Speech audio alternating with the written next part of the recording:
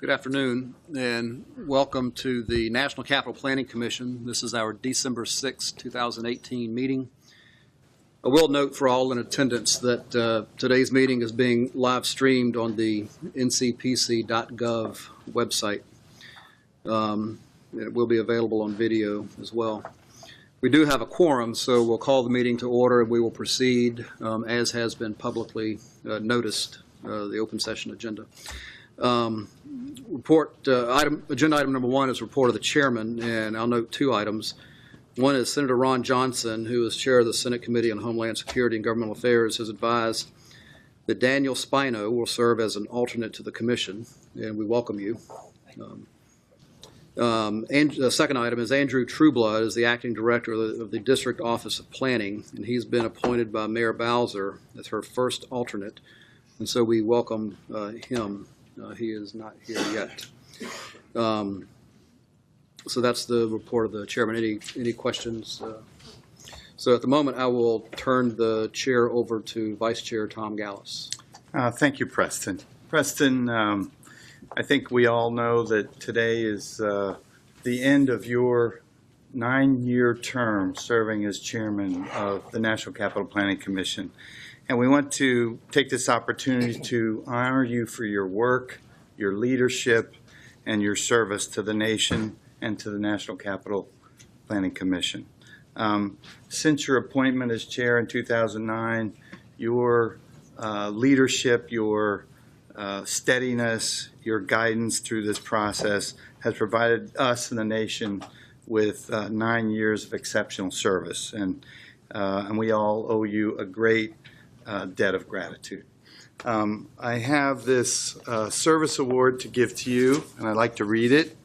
It says, L. Preston Bryant, Jr., in appreciation for your 9 years of outstanding leadership and public service as Commission Chairman, with thanks for your insightful guidance and friendship, wishing you all the best, the Commission and staff, September 2009 through December 2018. Congratulations. Thank you very much.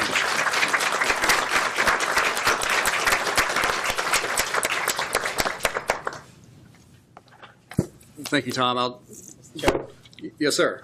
I'd like to, as maybe one of the most senior people on the commission, like to extend my congratulations too for all the work you've done and appreciation.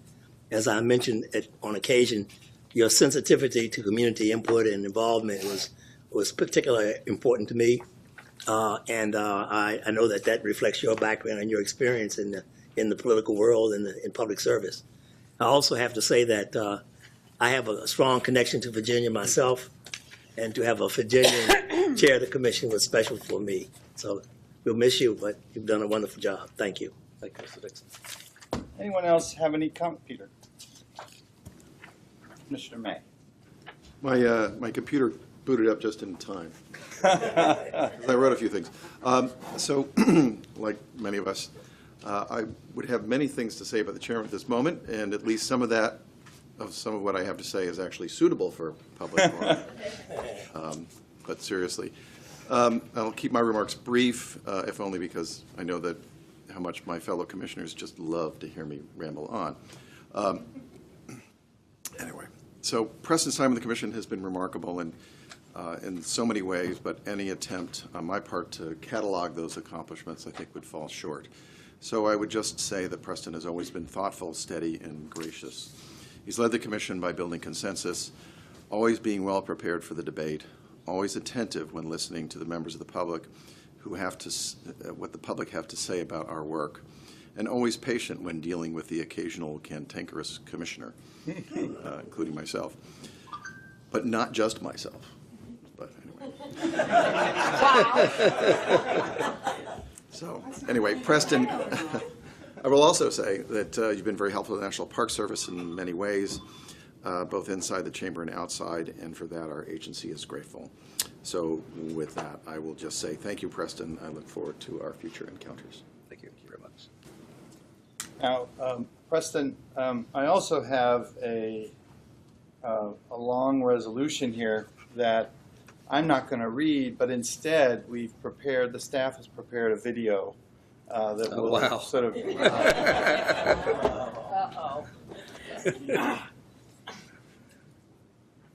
Preston Bryant was appointed to the National Capital Planning Commission by President Barack Obama on September 24, 2009, and served as commission chairman for more than 9 years. He guided NCPC's efforts to collaboratively develop innovative solutions for a sustainable, vital region. He appointed an interagency steering committee to lead development of the Southwest Ecodistrict Plan. He supported new approaches to unique capital city planning issues with the Pennsylvania Avenue Initiative, the Memorials for the Future Ideas Competition, and the President's Park South Design Competition.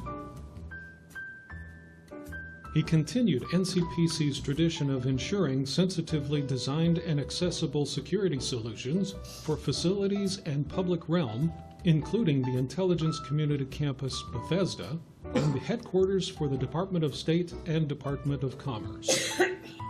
He led the Commission's review of new and updated cultural and commemorative destinations, including the National Museum of African American History and Culture, the National Museum of the U.S. Army, the Eisenhower Memorial, the Kennedy Center Expansion Project, and the Smithsonian Institution's South Mall Campus Plan. During his tenure, the Commission guided master plans shaping the long-term development of the region's largest federal installations and campuses. He led the Commission's review of projects that sensitively adapted treasured public places to meet today's needs, from the National Mall to regional bridges and public buildings.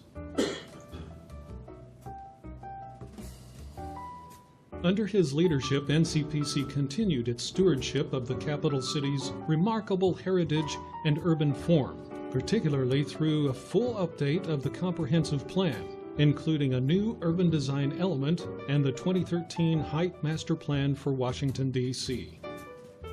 NCPC improved its processes to be more efficient, accountable, and accessible to the public.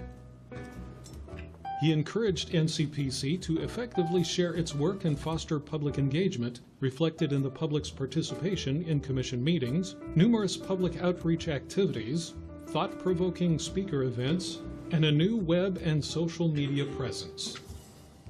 He fostered respectful collegial relationships among commissioners and strengthened our partnerships with other federal and district agencies. Chairman Bryant provided leadership, invaluable guidance, and support to the Commission, Executive Director, and staff. We recognize him for his leadership in chairing the Commission and express our sincere appreciation and thanks for his dedicated public service and wish him much happiness and success in his future endeavors. With that, thank you for a very good meeting, and the Commission will rise. And with that, I would like to invite all the Commission and staff to join me in rising and thanking Preston for all his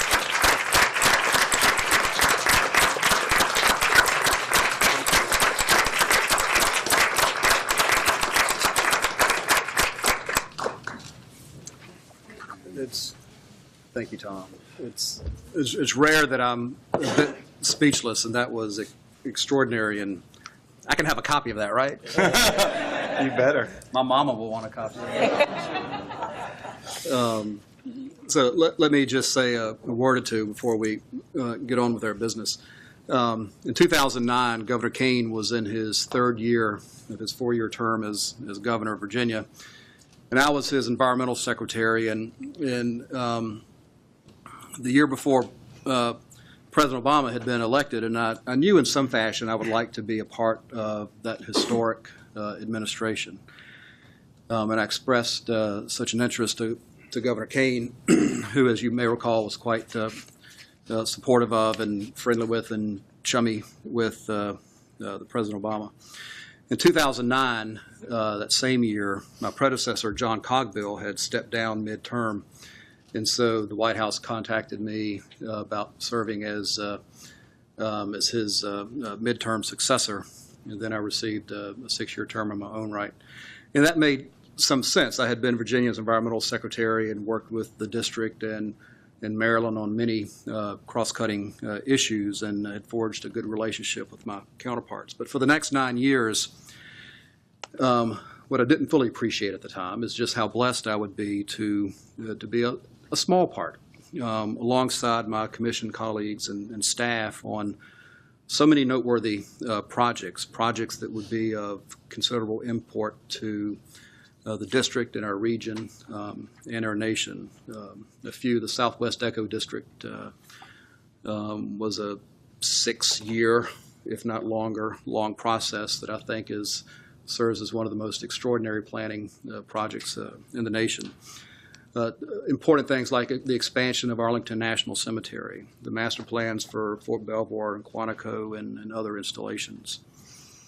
The Eisenhower Presidential Memorial, who could forget that? And the many years that that took. It was mentioned the Hyde Act study, frankly, something I would like to forget. And then I think my favorite project currently is the Commission's ongoing work to reimagine and re-envision and breathe new life into the Pennsylvania Avenue, America's main street. But perhaps that which I've enjoyed the most is working alongside the fantastic commission staff. As I've said many times, there's hardly a meeting that has gone by, whether it's a staff meeting or project meeting or commission meeting, where I have not learned something. Our staff is so smart and so good and do such good work for so many. So thank you, and thank you to Marcel and Julia and Ann and Diane and Deborah, and I think about Barry Sox and Deborah Young, who have now retired, folks that I worked so closely with for so long. So thank you very much for allowing me to be a part of the work that we do here and sit alongside you, and I'll miss you in the years ahead. So thank you very much.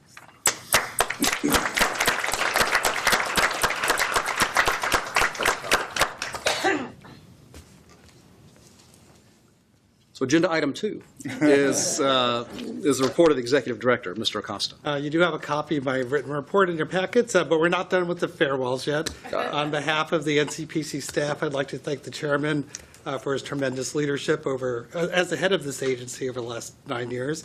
We very much appreciate your support of our staff, and in particular your wisdom and your advice and wise counsel that you've given us over the last 9 years. So you made a lasting impact on our capital city, and we wish you all the best in your future endeavors. It has been a privilege to work with you. Thank you very much.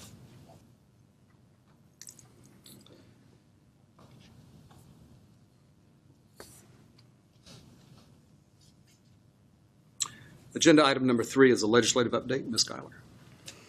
Mr. Chairman, first of all, let me say, because I was concerned that there would be so many accolades given at the meeting to you today, rather than take up the time, I left you a note in your office this morning, and I think it expresses how I feel. Thank you very much. Thank you very much. I actually do have a legislative report. I don't want to disappoint you on your last meeting. I'd like to report on H.R. 1037. It's a bill to authorize the National Emergency Medical Services Memorial Foundation to establish a commemorative work in the District of Columbia and its environs and for other purposes. This bill was signed into law by the President on November 3rd, and it is now Public Law 115-275.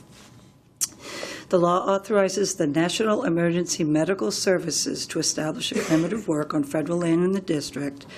It is to commemorate the commitment and service represented by emergency medical services, and it does prohibit the use of federal funds and makes the foundation solely responsible for accepting contributions and paying the expense for the memorial. Thank you. Thank you, Ms. Schuyler. Any questions for Ms. Schuyler? Hearing none. Normally, the next item on the agenda would be the consent calendar. I think for maybe the first or perhaps second time in 9 years that I've been here, we have no consent calendar.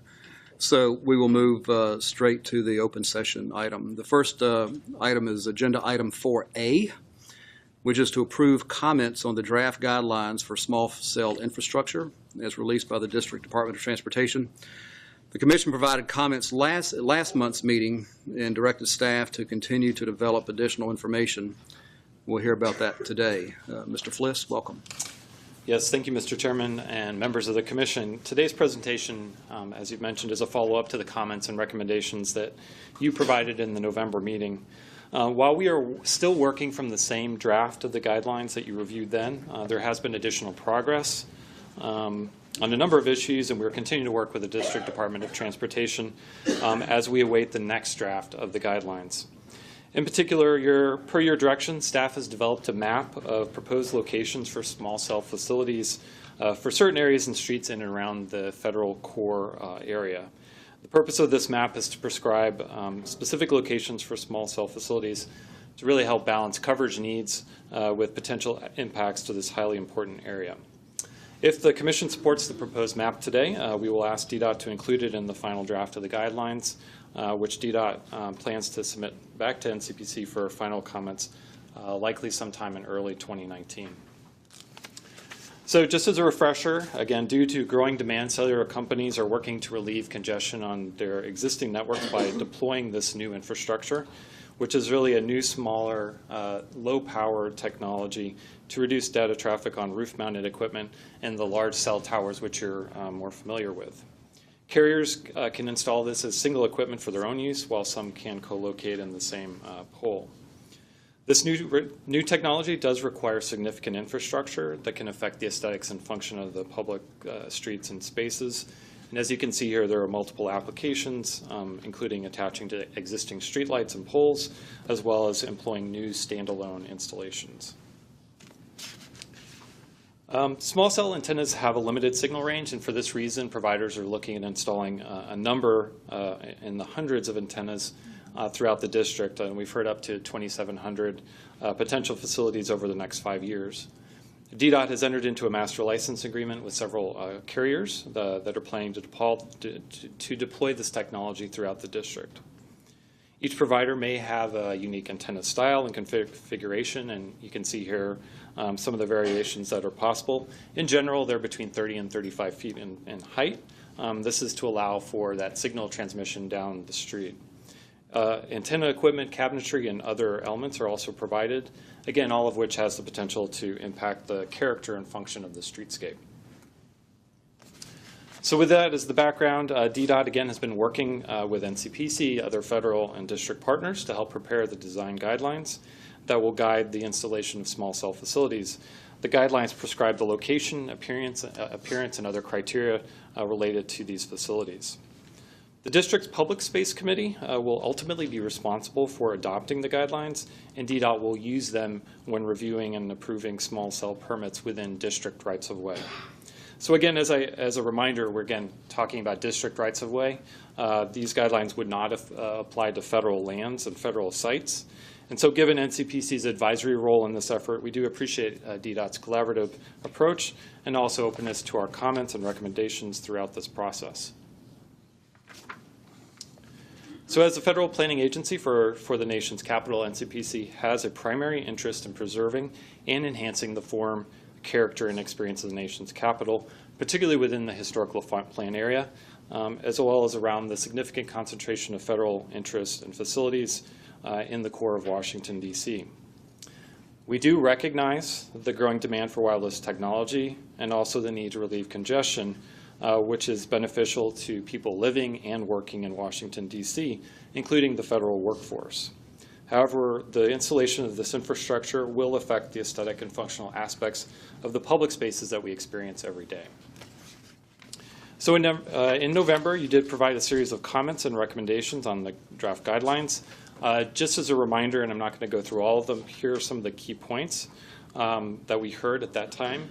They included requesting additional information about carrier coverage needs and also help encourage hoteling as a preferred option, supporting the undergrounding of cabinetry and other equipment, as well as supporting the development of a holistic design for new infrastructure. You also advised that given this nationally important area, a detailed map of potential facility locations could be used to reconcile coverage needs and impacts, and you also directed staff to help prepare this map for today's meeting. So we've continued to work with DDOT regarding many of these questions and recommendations. And for today's presentation, I'm going to focus on 4 key areas. These include the development of the map for proposed facilities in and around the National Mall, recommendations related to the review process, an update on the issue of infrastructure design, and then an overview of some of the other guidelines. I'm going to first start by talking about the map. So back in November, you saw this analysis, which showed the draft guidelines, how they would apply across this area of federal and national interests. And again, this is from November, just as a reference. You'll recall that this basically showed that applying the guidelines will result in clustering of facilities in some areas and also gaps in coverage in other areas.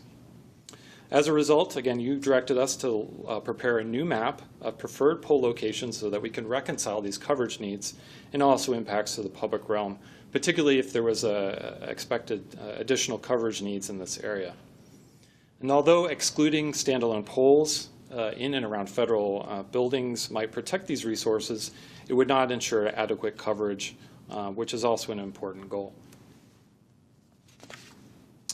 So to help develop this new map, staff relied on that previous analysis, which I just showed you, and also tried to more narrowly define our focus area for the federal interest. So you can see here we have highlighted those important streets here in white. These are the special streets that include those around important federal facilities, including in the areas such as the Federal Triangle and Northwest Rectangle, those adjacent to important public open spaces, as well as the viewsheds that contribute to the LaFont plan. So for reference here, you can see lands belonging to the architect of the Capitol in yellow, as well as NPS reservations in Parks and Green, with federal facilities in black. I'll also note that nothing is proposed for Pennsylvania Avenue, although that's highlighted here because that streetscape is under the jurisdiction of the Park Service, and it's also being considered as part of the Pennsylvania Avenue initiative. Other streets, which are not highlighted on this map, would still be subject to the criteria and the guidelines, but we have not evaluated them. So in developing the new map, staff's goal was, again, to allow for small cell coverage within this federal interest area, but increase the spacing of facilities consistent with what we have heard and seen in other cities, as well as an analysis of carriers' initial needs, as well as the desire to avoid unnecessary impacts to the public realm, including the visual and functional character of this nationally important area. We've also consulted with representatives from GSA and Park Service, given their significant land holdings in the area. And using the criteria which you can see here, over the last few weeks, staff has developed this map of potential small cell facilities. The locations were based upon site visits, GIS analysis, and also considering other provisions that are in the current draft guidelines. In general, we try to place poles near intersections, and this is to help promote that additional coverage down the streets. We've eliminated poles from in front of building entrances and important public entry points, and also those that would negatively impact views to important vistas and buildings such as the White House and the Capitol building. And we've also tried to use existing poles where possible, and this is consistent with what the draft guidelines currently recommend. So the result of all that work is here. This is the Federal Core Interest Area Map, which is Map 1 in your package. It shows the acceptable locations based upon our analysis for new standalone poles, which are shown in red, as well as the use of existing COBRA poles, which are highlighted in blue. Again, we've only analyzed those streets which are shown here in white. If they're not highlighted, again, they would still be subject to the standard guidelines as they would be across the rest of the district. I will note that you had previously requested that DDOT work with the carriers and staff to prepare a composite map of proposed facilities for this area to better understand the coverage needs. However, due to the proprietary nature of each provider's data, it was not possible to create a consolidated map. However, working with DDOT and the carriers, NCPC staff were able to understand their desired locations for the participating carriers. And they have acknowledged that this area is critically important for increasing coverage. So together, this information will help inform the map that's here before you today. And overall, we think it is a reasonable and balanced approach. So again, just for reference, again, here's our analysis from back in November, so you can see the difference. And then this is the new map for today. Again, you're going to notice a few key things. First, the areas that we focused on have been further limited to only specific streets. Again, this is to more narrowly focus our interests. Secondly, the number of installations on these important streets has generally been reduced, in some cases by up to a half. And finally, we've provided some locations for facilities to allow small cell coverage in areas where there were gaps previously, such as the Federal Triangle and Northwest Rectangle. Again, this is to help provide that coverage. So zooming in on the National Mall, I'm going to point out that we are recommending that Constitution and Independence Avenues, which are highlighted here in yellow, have some additional study. We find that these two avenues are highly prominent corridors. They are surrounded by numerous civic facilities and open spaces. So it would be helpful to understand what's proposed for adjacent federal sites. So for example, we understand that Park Service is looking at the potential for additional cell coverage on the National Mall. And so we think this is a good time and an opportunity to help coordinate this analysis both within the mall, adjacent lands, and for these particular corridors. So as a result, we're recommending as part of the EDR that the Commission direct staff to coordinate with the Park Service, the Smithsonian, and other interested landholders in this area to evaluate coverage needs and also potential solutions for coverage that include the National Mall, Constitution, and Independence Avenues over this next 6 months. In the meantime, we're also suggesting that DNOT not permit any facilities on these avenues in the interim so that we can allow for time for this study to be completed.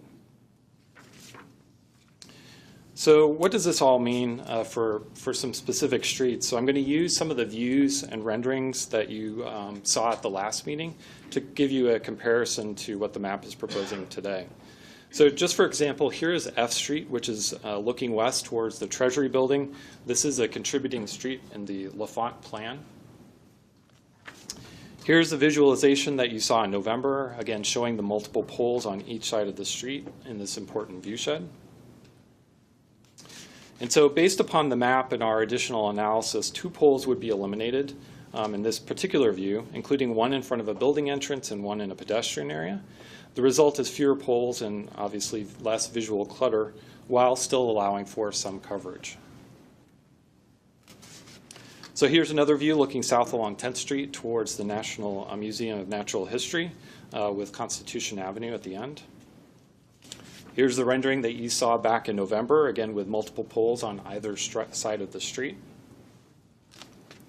And here are the poles that would be eliminated in the map. 3 poles would be removed, and 3 would remain, so there would still be coverage on this particular area. But in this case, 3 prominent poles in the viewshed and those that were blocking access points and a building entrance would be removed. This is a view looking towards the EPA at 12th Street near the Federal Triangle Metro Station. In this particular area, there was 2 existing Cobra poles. The guidelines, again, recommend attaching to existing poles first before installing new poles. So in this particular location, you had seen this rendering before, which supported attaching the equipment to the existing poles or in these locations. And so in this particular case, we're recommending that actually be the case. And then finally, here's a view looking south toward the National Archives along 8th Street. Here's the rendering that you saw back in November.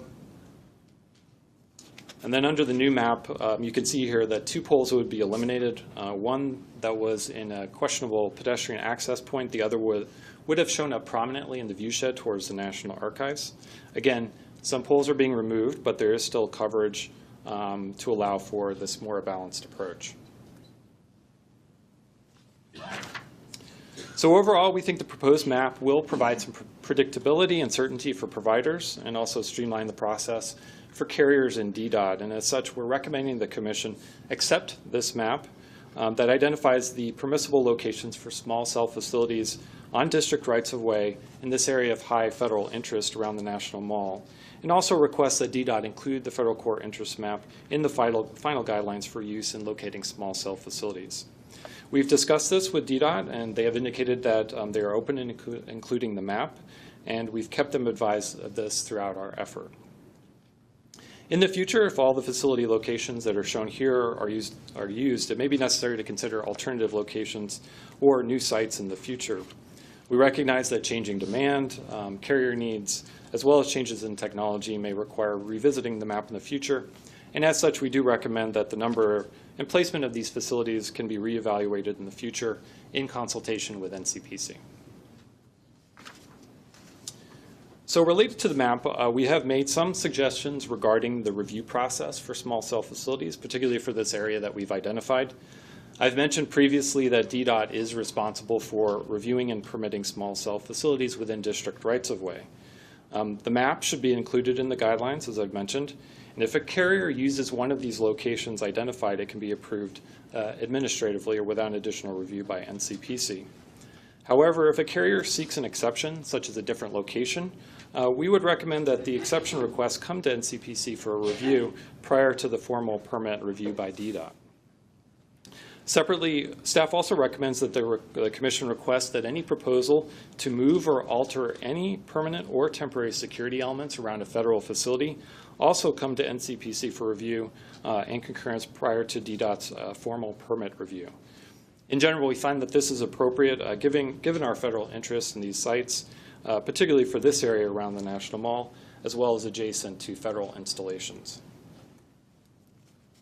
So moving on, the Commission previously had expressed support for the development of a holistic design for small cell infrastructure, and you requested that DDOT work with NCPC and all the and other related parties, including the Commission of Fine Arts, to help design this new unified typology for standalone poles. DDOT is currently contemplating developing such a design and a process for these new standalone poles. And while the design is being developed, small cell facilities could be limited to just existing poles. We believe that this is a good approach and therefore recommend the Commission support such a process and find that the development of unified pole design could be beneficial to the district and also create an opportunity as an example to other cities. I will mention that the previous guidelines did require undergrounding of cabinetry and other equipment within the LaFont Plan area. The purpose of this was to keep pedestrian zones clear and also to reduce that visual clutter up above your line of sight. We understand that this requirement is likely to be removed. As the carriers have stated, this would be both financially as well as technically challenging. While undergrounding would still be preferential, if this is no longer required, we suggest that the Commission request that if undergrounding is not feasible, that the cabinetry and other equipment that should be integrated into the base of an existing of a pole, whether existing or standalone, in lieu of being attached to the pole or in a separate standalone box, which I've X'd out here on the screen. We do believe that the integrated base is the best approach to minimize additional clutter, either on the pole or within the streetscape. As I mentioned, we've already been working with DDOT to provide and relay the comments that you provided at the last meeting. When a revised draft of the guidelines is made available, we will review that to see how they have addressed your comments in the future. And I've mentioned some of these before that we've heard from you, including encouraging hoteling and also clarifying some of the other provisions to the guidelines. So in terms of next steps, as I mentioned, DDOT is working to release an updated version of the guidelines sometime either later this year or early in 2019. We do expect the revised draft will come back to NCPC for a review as well. As I mentioned, ultimately the guidelines will go to the District Public Space Committee for final review and adoption. So overall, we feel that progress has been made to address a number of issues, including creation of the Federal Core Interest Area Map to be included in the guidelines, as well as considering a process to develop this new infrastructure design. We do appreciate the coordination of DDOT. We'll continue to work with them as the guidelines are further revised in a way that helps provide coverage, but also respects this nationally important area. So with that, given my presentation, I'm not going to go back through all the findings and recommendations, but they will be here for your discussion. That concludes my presentation. We have representatives from DDOT here as well today, and I can certainly help answer any questions. Thank you. Thank you, Mr. Fliss, very much. Before we deliberate, we have 4 who have signed up for public speaking. The first, and so we'll just do these now. The first is Carly Didden of Crown Castle.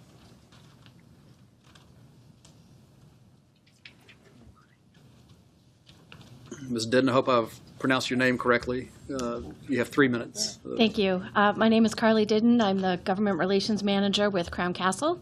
We are a wireless infrastructure company, and we are one of the stakeholders working with NCPC, CFA, and DDOT on the small cell guidelines. I'm here today to thank NCPC and the staff for their hard work, along with DDOT and the other stakeholders. We support the federal core interest area map. We think that it's a good compromise between the guidelines and what our needs are to deliver service to our customers. We also wanted to let you know that we listened to your requests for design assistance, and that we have hired Skidmore, Owings, and Merrill to assist us and improve the design of our small cell facilities. So we look forward to bringing those results to you in the future. And I'm happy to answer any questions that you may have. Thank you. Thank you, Ms. Didden, very much. Any questions? Second on the list is Charles Salomon with AT&T. Welcome. Thank you. Good afternoon. Chairman Bryant, members of the Commission, thank you for this opportunity to speak here today on the topic of small cell design and location deployment criteria being proposed by the district. Residents of D.C., like people everywhere, are demanding faster, reliable, mobile broadband connections to improve all aspects of their lives. Our industry, including AT&T, plans to invest aggressively to meet their demands. We need public policies to keep up with the fast evolution of technology. The current small cell draft guidelines on design and location released in August are thorough. A lot of time was spent by DDOT, U.S. Commission of Fine Arts, D.C. Historic Preservation, National Capital Planning Commission, and other various departments and committees. We appreciate the time and consideration that went into these guidelines, but want to address various areas of concern that would hamper and even prevent deployment of small cells throughout the city.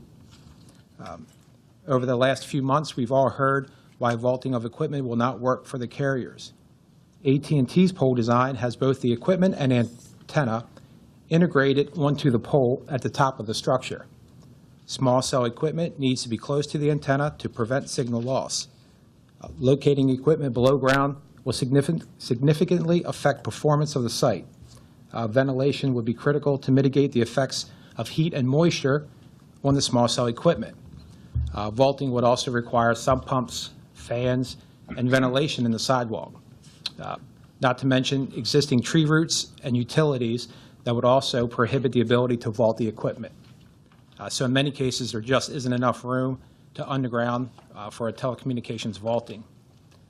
As for installing the equipment in the base of the proposed structure, this could also negatively affect the performance of the coverage objective. AT&T's equipment has been designed to be integrated with the antenna system to minimize signal loss. When the signal strength becomes low, the coverage of an area can drastically drop, which would increase the need for additional poles in the designated area. In addition to the increased size of the base that is needed to house the equipment, may prohibit deployment in a particular location when meeting certain setback restrictions and ADA requirements. The number of small cell facilities permitted per block face and the distance between each pole will likely prevent the deployment of small cells in areas that need service. Distance and maximum facilities requirements will discriminate between providers by favoring a third-party host model over allowing carriers to deploy their facilities in the locations most in need of service. In order to effectively bring their networks into the 5G future, carriers need the ability to site small cells with precision and high density. Additionally, the block face limitations will create a first-come, first-served design problem that will make competition all but impossible, as carriers will be forced to design their networks around other carriers who deploy first. We did submit written testimony. It was our understanding we had 5 minutes as... Sure, if you have... Okay, thank you. Please wrap up. Okay. To successfully deploy small cells, AT&T needs cooperation of local governments, Local officials and leaders can facilitate the deployment of small cells to bring their citizens enhanced coverage and capacity. We are working hard to meet current demands, but we're also planning for the future. We expect small cell technology to help fortify the FirstNet public safety communications network by adding more capacity for first responders where it's needed most. This, coupled with the 5G technology and smart city solutions, will help create a safer, more efficient, and sustainable community. Lastly, small cell deployment in the district will help give residents, visitors, and businesses the enhanced voice and data services they want and will pave the way for the future network evolutions that will drive economic development. Thank you again for taking the time to explore ways that the Commission can play a productive role in the deployment of small cells in the district. Thank you, Mr. Selman, very much. Any questions for Mr. Selman? Thank you. Thank you. Oh, I'm sorry, I just Mr. have a May. question. So you talk about your equipment being integrated into the pole or mounted high up on the pole. Yes, sir. So what does that look like? I mean, we saw images here that don't look so great. I mean, Exactly. what do you got? One of the images that were shown, AT&T's design Could you would bring those be- back up, man? Yes. Sorry, go ahead. I was going to say, AT&T's design is to have the equipment and the antenna in one unit that's housed at the top of the structure. So there wouldn't be a need for any bulky cabinets on the bottom of the pole or any standalone Right. equipment. So similar to D, The photo, it's similar to A. similar to A. And it would be, if you're looking also at F. A or F. Okay, but, and that kind of a scale, as opposed to the, I mean, because one of the concerns is the boxes that we've seen for the equipment are themselves quite large. And Correct. The top of A and the top of F are pretty small. Correct. Yes, sir. So yours is smaller? AT&T's design is roughly 4.5 feet tall, but that incorporates the equipment and the antenna. How wide is it? I believe they're about 14 inches wide. They attach to the top of the structure via collar. Do we have, Mr. Fliss, do we have any idea how big the equipment is that's shown on A? I think it's about, this is a 4 foot or 7 foot, is that right? Yeah, Yeah, I think this was a 7 foot, so this is about 4, I believe. yeah. This, and this that- box is a 5 foot box. Yeah. here. And that's probably, what did you say, This is kind of 14 a- inches wide, so that's probably, It's close to that. yeah, it's pretty close to that. Okay. I Um, mean, I guess that's potentially reassuring. I don't know. It's hard to understand without actually seeing what your equipment really looks like. But I was just trying to get a sense of the scale of it, Yes. so. Thank you. Thank you. Other questions? Thank you, Mr. Mr. Chairman, Yeah, Mr. I think maybe I would wait until after all of them speak. Okay. But it follows the line of question that Mr. May was raising about the equipment in the boxes. Yeah, me too. But I like to wait until after everybody speaks. Okay. So we have two more. Next is Owen Stromer with Verizon Wireless. Welcome back. Thank you. Same service. Appreciate it. Congratulations to you. Thank you. Good afternoon. My name is Owen Stromer, and I represent Verizon Wireless. The federal core interest area map that is being proposed will not allow Verizon to meet our capacity and/or network needs. But we understand the intent of the map, and we are appreciative of NCPC's participation and hard work in the development of the DC small cell guidelines. The Executive Director's recommendation will allow Verizon Wireless to begin deploying small cell technology in the DC right-of-ways, while at the same time allowing for a collaborative effort and partnership between the stakeholders to continue to refine the small cell siting and design process to meet everyone's interests and goals. I'm available for any questions if you need it. Thank you. Mr. May? What's your equipment like? Sure. I mean, somebody else opened the door, so. Yeah, you're right. Our equipment is E. Mr. Fliss, yeah, right. Say it again? Our equipment design would be E. Which is the bottom and the top, right? That is correct. And that base is about 4 feet tall there, 26 inches in diameter. It does have an octagonal shape, and then it does have a transitional piece there that is 1 foot high. We would be able to use the same existing pole look that you currently have. And then at the top, you have a 2 foot antenna at the top, which is 7 inches in diameter there. We also have something called a Class B site, in which antennas, and actually it's not even shown here, which would be our 5G antennas, which would sit underneath the 4G, or in the case of example F there, they would sit around the collar of the light, and it would just be 3 boxes there, and our Class B would not require the base cabinet. So we have a Class A, which is the 4G, 5G, and then we have the Class B, which is the 5G only. Ms. Wright? Question. Sure. So if I'm walking around and we have this lamentable gap in service that seems to be worth trashing our streetscapes in certain areas, I'm giving myself away, do we still, will life as we know it come to an end, or will there still be 4G in those areas where we can't have 5G? As we've stated before, networks are always evolving. Currently, the dominant technology is the 4G, I understand. and that will not go away Simple anytime question. soon. Okay, so a gap. The world will not end. Right. So, and my second question is, if AT&T has the ability to eliminate the vault, or the box that has to, not the vault, the extra box, is there something that I just don't get about why there can't be a sharing of technology in the interest of the quality of the public realm? Sure. As I explained last month, each carrier has operates on a different frequency, uses different manufacturers. I understand. To be able to provide the service that we require, we have to have our own equipment, and it's very specific to our network. And so the idea of collaborating in the interest of the quality of the public realm is not something that the carriers are willing to do. I would disagree. No, that was a question. You can't disagree with a question. We are going to collaborate, just like was stated in here. We are going to, we'd be willing to agree to work with NCPC, CFA, and other stakeholders to design a standalone pole in the name of collaboration and partnership. But in the meantime, we would begin to start deploying on existing structures. Okay. I just have one other follow-up question.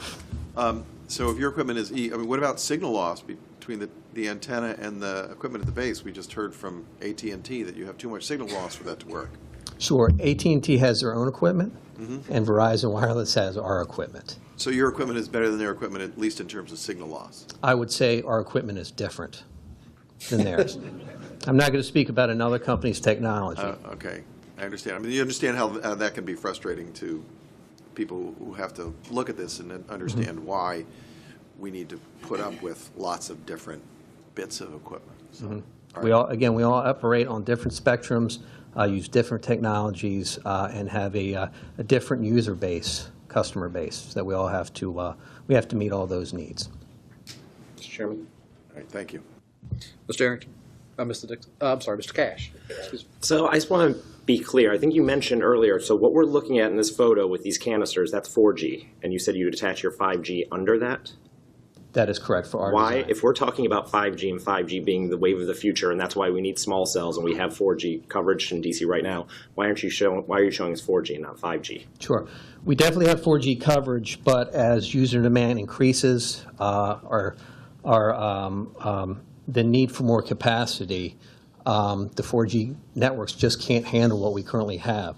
That's why we bring the 4G antennas down to the public level to service that smaller area, and to be able to reuse the spectrum in a much more efficient way. Well, but I'm asking, why aren't you showing us what 5G looks like? Because this whole conversation has been centered around the wave of the future. We need to be the first out there. I mean, I'm guessing that all the carriers, when they're showing us these canisters, that's 4G. Well, our 5G design is out. I'm not sure why it isn't on the maps there. But we have shown DC, the district, and in all our presentations previously, except for this one, because we don't control the presentation, our 5G antennas are underneath the collar. So we do show that on ours. But the point is, if there's a location, the point of my questions were, if there's a location which for reasons that concern us and the general citizenry, about the quality of the public realm in the District of Columbia, if there's a place that's untenable for reasons that don't meet our criteria, there would still be 4G service. There would still be 4G service. It's just a matter of how good that 4G service would be. At times, it could be great. At 12 o'clock at night, when there's very few users in the area, it could work just fine. But in areas on corners where you have a lot of commercial users or a lot of visitors to DC that you have on a very regular basis, you know, service will suffer. We see it all the time. And unfortunately, it's getting worse. People want to use cell phones for various things, for everyday life things, and the more they use it, the more the network is overloaded. And what we're doing is we are proposing solutions from a 4G standpoint to overcome those capacity needs, and then the 5G will allow us to continue to evolve and improve the networks in the future.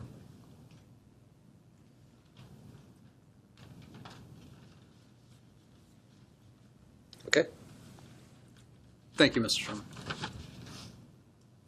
Last person signed up to speak is Brian Stover with Verizon Wireless. And Mr. Stone wasn't able to make it. Oh, he wasn't able to make it. Okay, so that ends the public meeting, and we will return the. I also note that you have at your desks letters from the Kalorama Citizens Association and from Darwina Neal, which is part of the EDR, is attached to the EDR. So we have that additional information as well. So the public comment period is closed, and return the discussion to the commission.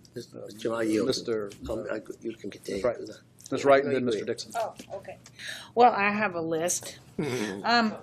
First of all, I think in the EDR we talk about design typology, and that wasn't really at least what I meant in my comments. Yes, a uniform typology is a good thing, and I don't want to discourage that, but I want to make sure that we articulate in the EDR somewhere that it's about design quality, not just about typology. A uniform design, it goes without saying to us, clearly, that design quality matters, but I don't think that we should assume that in among the carriers. Secondly, I'm glad that SOM has been hired, but I think we were very specific about the inclusion of an industrial designer. It's not the same thing. I would urge that SOM subcontract to an industrial designer to help with this. It's very troubling to me that we're getting ready to accept the carrier's word for the fact that underground vaulting is untenable. I mean, clearly it's going to cost some dough, but that does not mean that it shouldn't be explored. And I would hope that we would at the very least, push in these guidelines for an exception to be made. If the rule is going to be no underground vaults, I don't accept that it's impossible in terms of physical conditions, ventilation, moisture, etc. I can't pretend to understand the differences in the cell technology, okay, but I would hope that we would at least keep the door open to an exception when for a million different reasons a block face is already littered with stuff. It's too close to an entrance. I mean, the list goes on of why that would be beyond undesirable and into the over our dead body territory, that we have the option of, one vault here and there underground isn't going to kill anybody and break the bank. If in those exceptional cases where conditions warrant, I hope that we will push for that kind of respite, because I think this is going to be pretty relentless. And I also can't, I have to take them at their word that all the carriers can't collaborate and in the name of competition so they can make more money, that they can't collaborate with one another. I think that's regrettable when it comes to something that is going to be on every city street in every city in this country eventually. And then finally, I hope we have something in the guidelines that talk about who's going to pay for it and how it's going to work when the 6G comes along and they say, oh, we don't need any of this stuff anymore. Who's going to pay for the equipment to be removed, for the streetscapes to be repaired, et cetera, because some kind of exit strategy needs to be thought through, because I think we all understand, even people like me, I know how to use my cell phone. I have no idea how it works. One day, the technology, we assume, will surpass 5G, and my guess is at some point this equipment will be no longer necessary, and who's going to deal with it? Okay, my rant is concluded. Thank you very much. Before we go to Mr. Dixon, can you speak to the decommissioning of equipment? I believe that is all. I mean, the district can speak to that, but the DDOT deals with this all the time with things in their rights of way, so it's contemplated in the agreements that the carriers have to sign off on. So I can certainly let DDOT. I'd be happy to answer the question if Yeah, you'd like. please.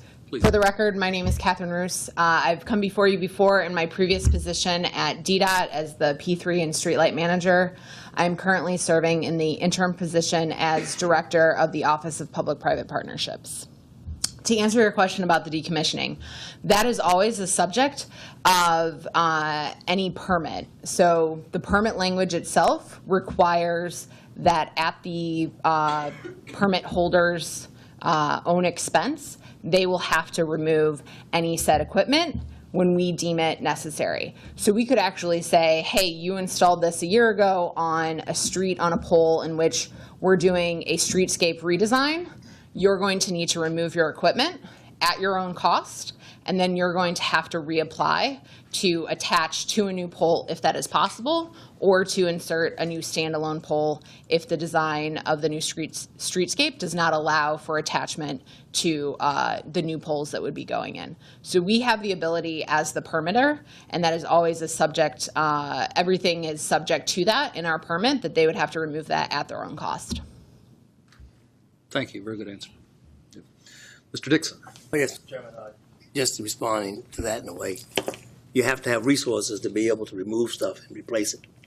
And with this competition that's being generated here between poles and customers, because that's what it seems to me about. When the more poles you got, the more customers you get.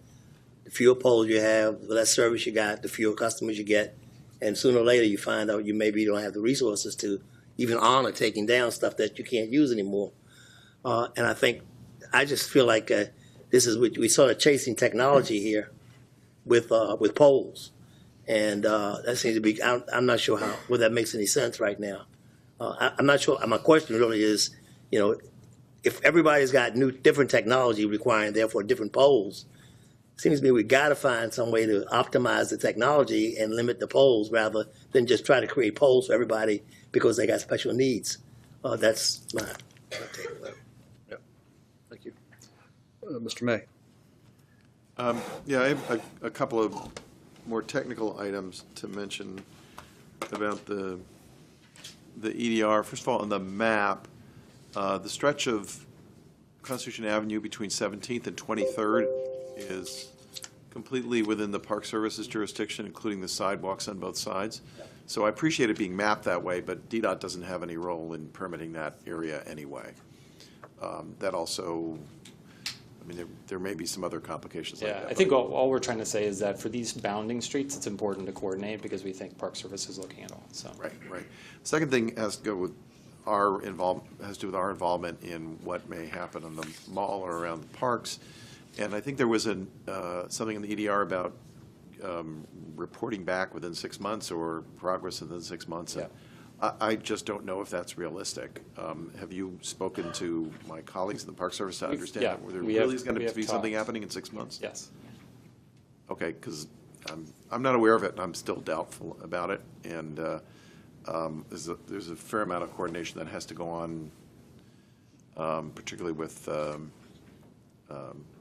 well, not just with NCPC, but with CFA. Sure, and we aside from the design question Yeah. per CFA, talking about the coverage needs and placement questions, we're trying to meet as quickly as possible, like January, and we've already reached out to folks.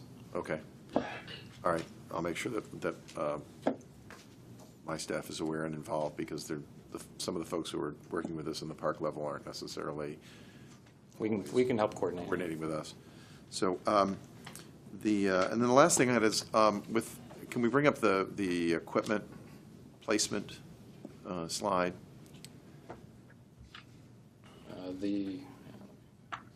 First, I'll preface this by with the one where you have where the equipment only would be located. You nixed a couple of things. Sure. So I would like to say, first of all, that I agree with Commissioner Wright's comments about, well, pretty much everything that she was saying, and I'm not going to keep beating on those things, but it's the same. I have the same issues.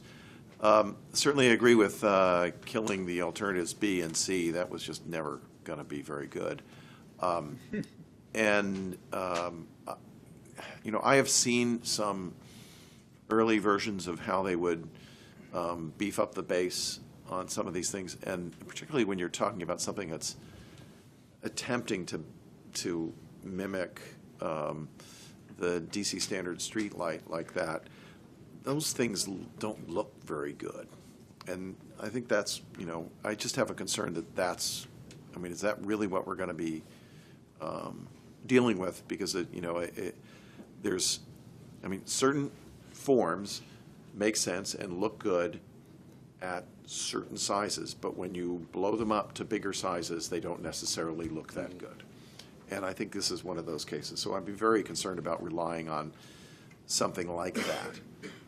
And therefore, I think that we should keep item D on the table, because you would be amazed at the number of things that are already in the streetscape that are just simple boxes that control streetlights and things, and they can, not always, but they can kind of disappear into that streetscape.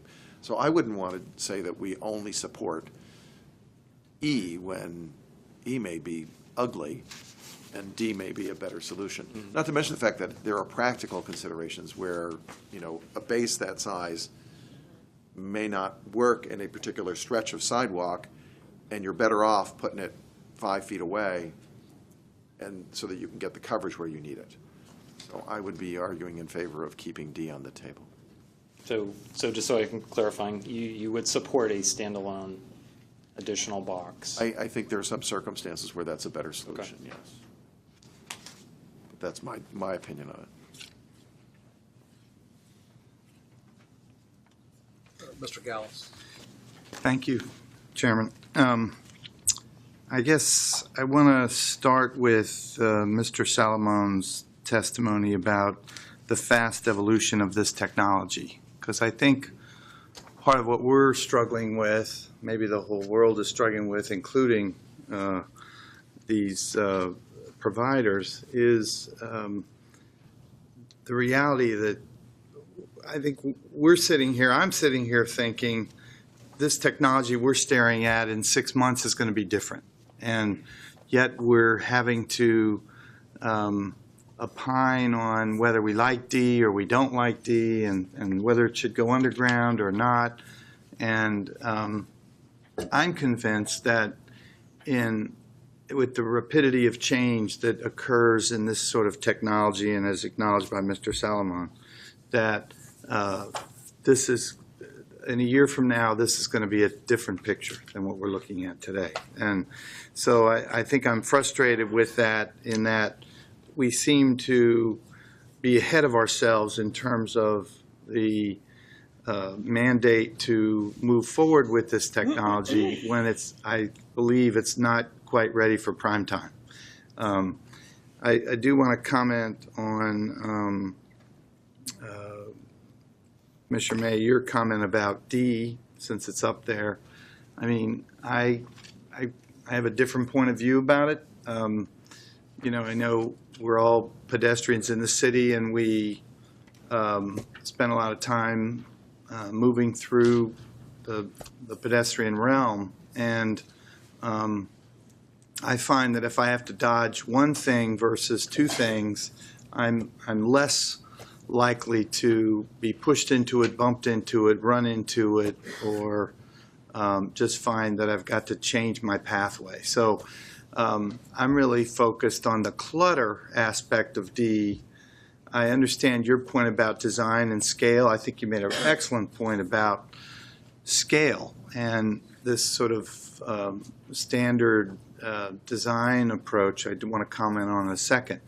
But obviously, the scale of the base to the pole and how comfortable that looks and feels is something that obviously has to be an important part of that discussion. I do want to step back, and I want to compliment the staff for the work and the collaboration that's gone on with DDOT and the providers in the very short period of time.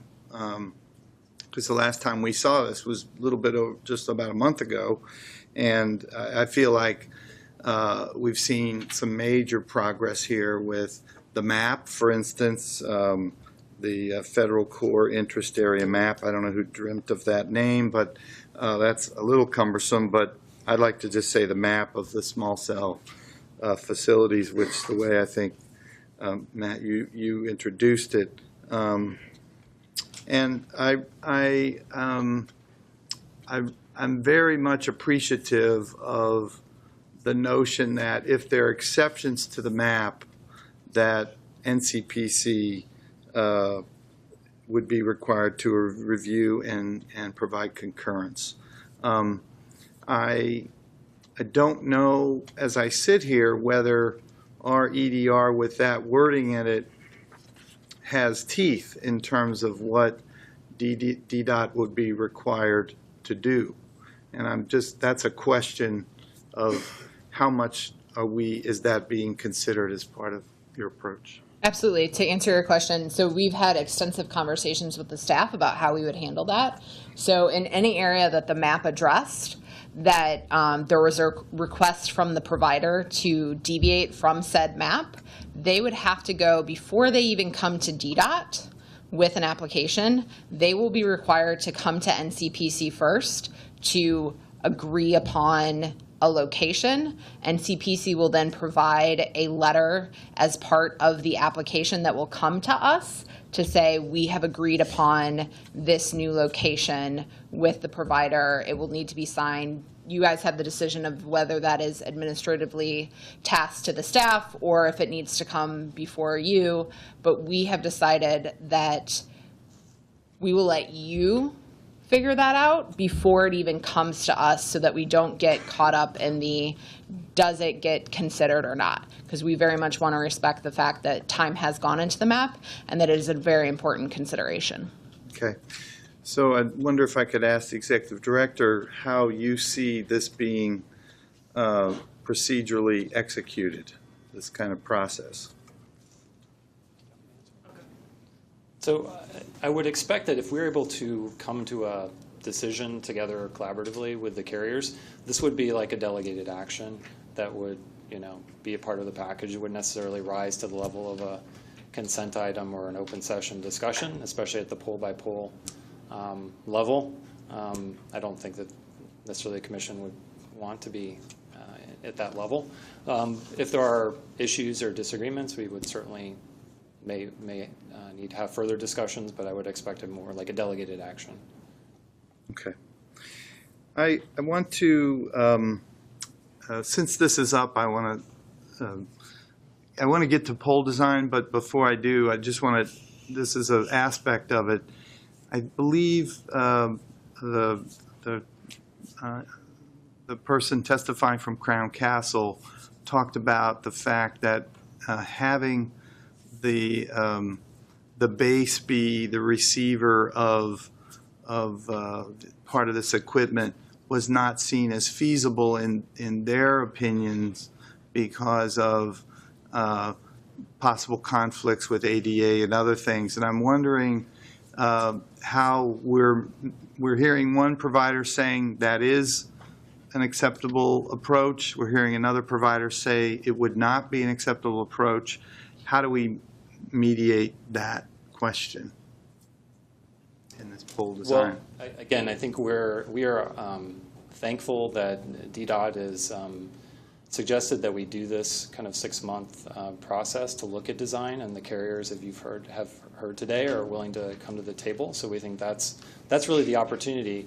You know, we've staff have gone through the materials to try to understand all these varying designs, and that's why you see a selection of different options here. And so we'd like to take the next 6 months to come to that reconciliation, we hope. So. Mm-hmm. And then that leads to my last point, which is about this sort of 6-month process to work with CFA and DDOT to develop a standard pole design, whether it's design quality or typology, is, I think, a really good point. But when I was looking for that, really, I was excited about that, to read that. And then when I was on what's, I think, on your map 31, which is the schedule, I was looking for where I could see that on this schedule. And I was a little concerned that I didn't see that 6-month process. So I don't know where we are in that connection. Yeah, maybe to clarify, when we talk about the 6-month design process, that is for a standalone pole. That is not for any attachments to current poles. And so our plan is to, in accordance with what has been laid out here, that we would hopefully get to a point of the Public Space Committee approving design guidelines that have everything except there's one section, I believe it's Chapter 8, and the first section under Chapter 8 deals with the appearance of standalone poles. All of Chapter 8 is standalone poles. And that we would put language in there that said that we will be taking the 6-month period to do a design process to look at the appearance of the standalone poles. But in the meantime, what it would allow carriers to do is to start deploying and attaching to current poles that exist. I heard that.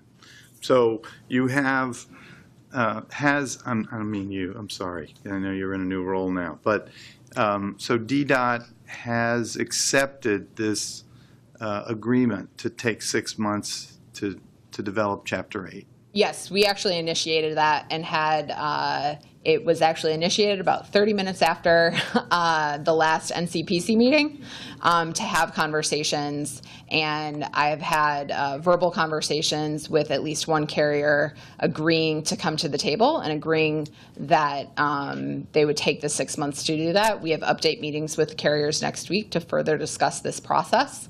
But that's what we've committed to, and with our partners, both at NCPC, CFA, the Office of Planning, et cetera. Thank you, because when I read it, it felt like more it was you were considering it. DDOT was considering it, and I'm glad to hear it's more than considered. Thank you very much. Just a second. A question for Ms. Coster, I think. Following up on Mr. May's suggestion, if you go back to slide 29, if D is to remain on the table, and I'm not certain of the sense of the commission on this, if the commission is in agreement with Mr. May, are we in conflict with part of the EDR at the top of page 5? Yeah, we have some proposed. So language. I think we perhaps need a better sense of the commission in terms of agreement or not with Mr. May.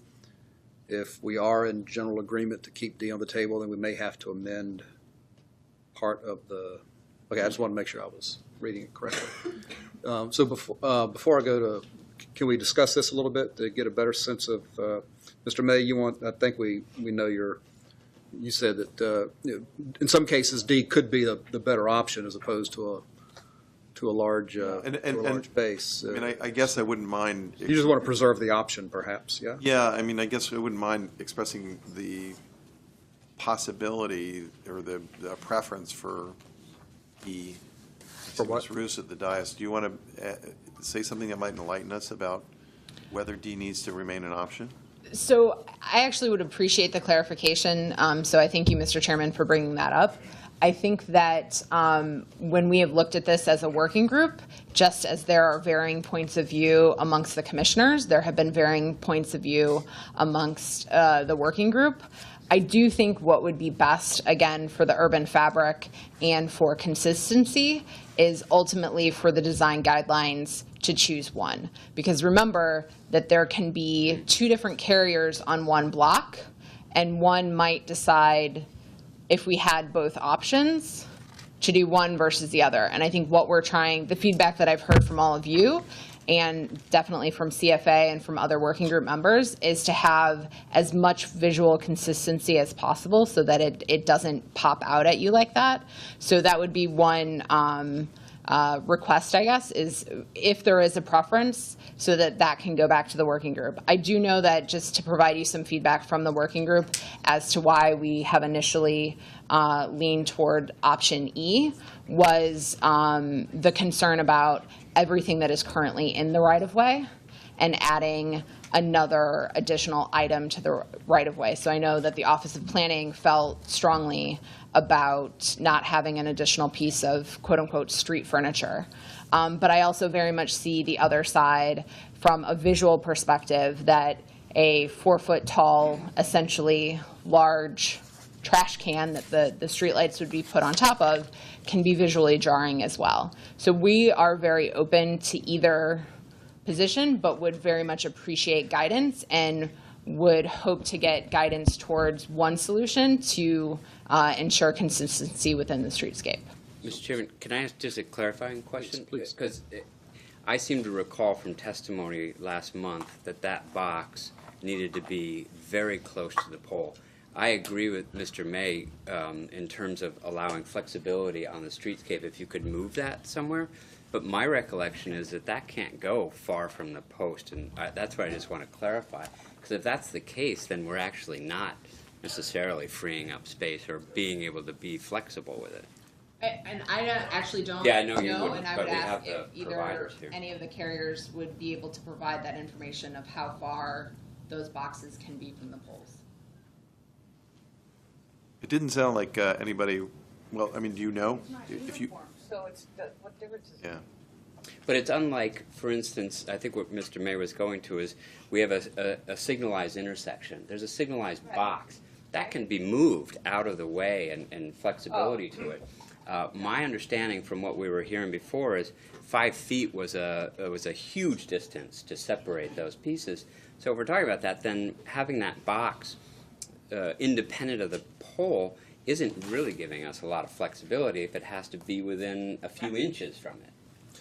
Well, Mr. Stromer, speaking for Verizon and its technology, can you weigh in on the proximity of the box to the pole?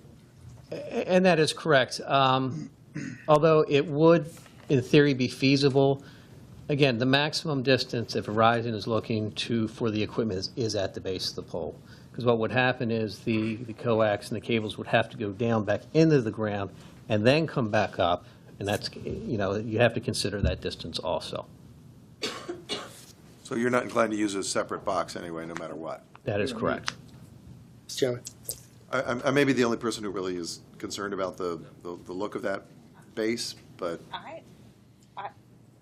No, you're not the only person. Well, may I say, I mean, what we're talking about is a 6-month process to design this pole, right? That everybody seems to agree is going to happen, which I feel great comfort in.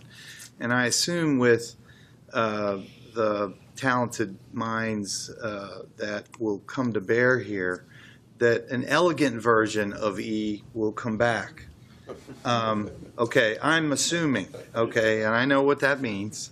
But what I do know is that D is clearly never elegant, and I really have been conscious of those boxes for signalized intersections, which is generally where we're trying to put these, closer to intersections. So now we're adding more, quote, street furniture. I think that's an odd term for that box, but It's very elegant. yeah, I won't want to sit on that kind of furniture too much. But anyway, I feel like less clutter. I want to repeat. Mr. Dixon. I just want to know whether Would E accommodate all of the providers? I mean, in other words, can all the providers use the E format to have their systems operate? Verizon, Castle, et cetera. From my understanding, they can. They vary a bit in size. Obviously, with hoteling, you are putting more equipment in than in a normal situation. So that might be a larger one, although I will remind everyone, including the providers, that the FCC mandates a maximum for Class A, which this would be a part of a Class A solution, of a maximum of, I believe it's 28 cubic meters. And so that will start to impact how big the equipment can get when you're talking about 4 or 5 foot antennas that are 14 inches in diameter in addition to these. So we have that to our advantage. Wait, I don't understand. The FCC mandates They mandate not to exceed? Yes, so Okay. they have a maximum allowability in size, which is also reiterated within our master license So agreement. what you're saying is that the FCC limits are on each piece of equipment so that they. Total installation. So in this case, it would be the total size and volume of the antenna, as well as any Right. equipment boxes that No are matter required. how many carriers are using it. Correct. Okay, so my next question was going to be, if you had an E-style pole where is it possible, not is it expensive, is it possible for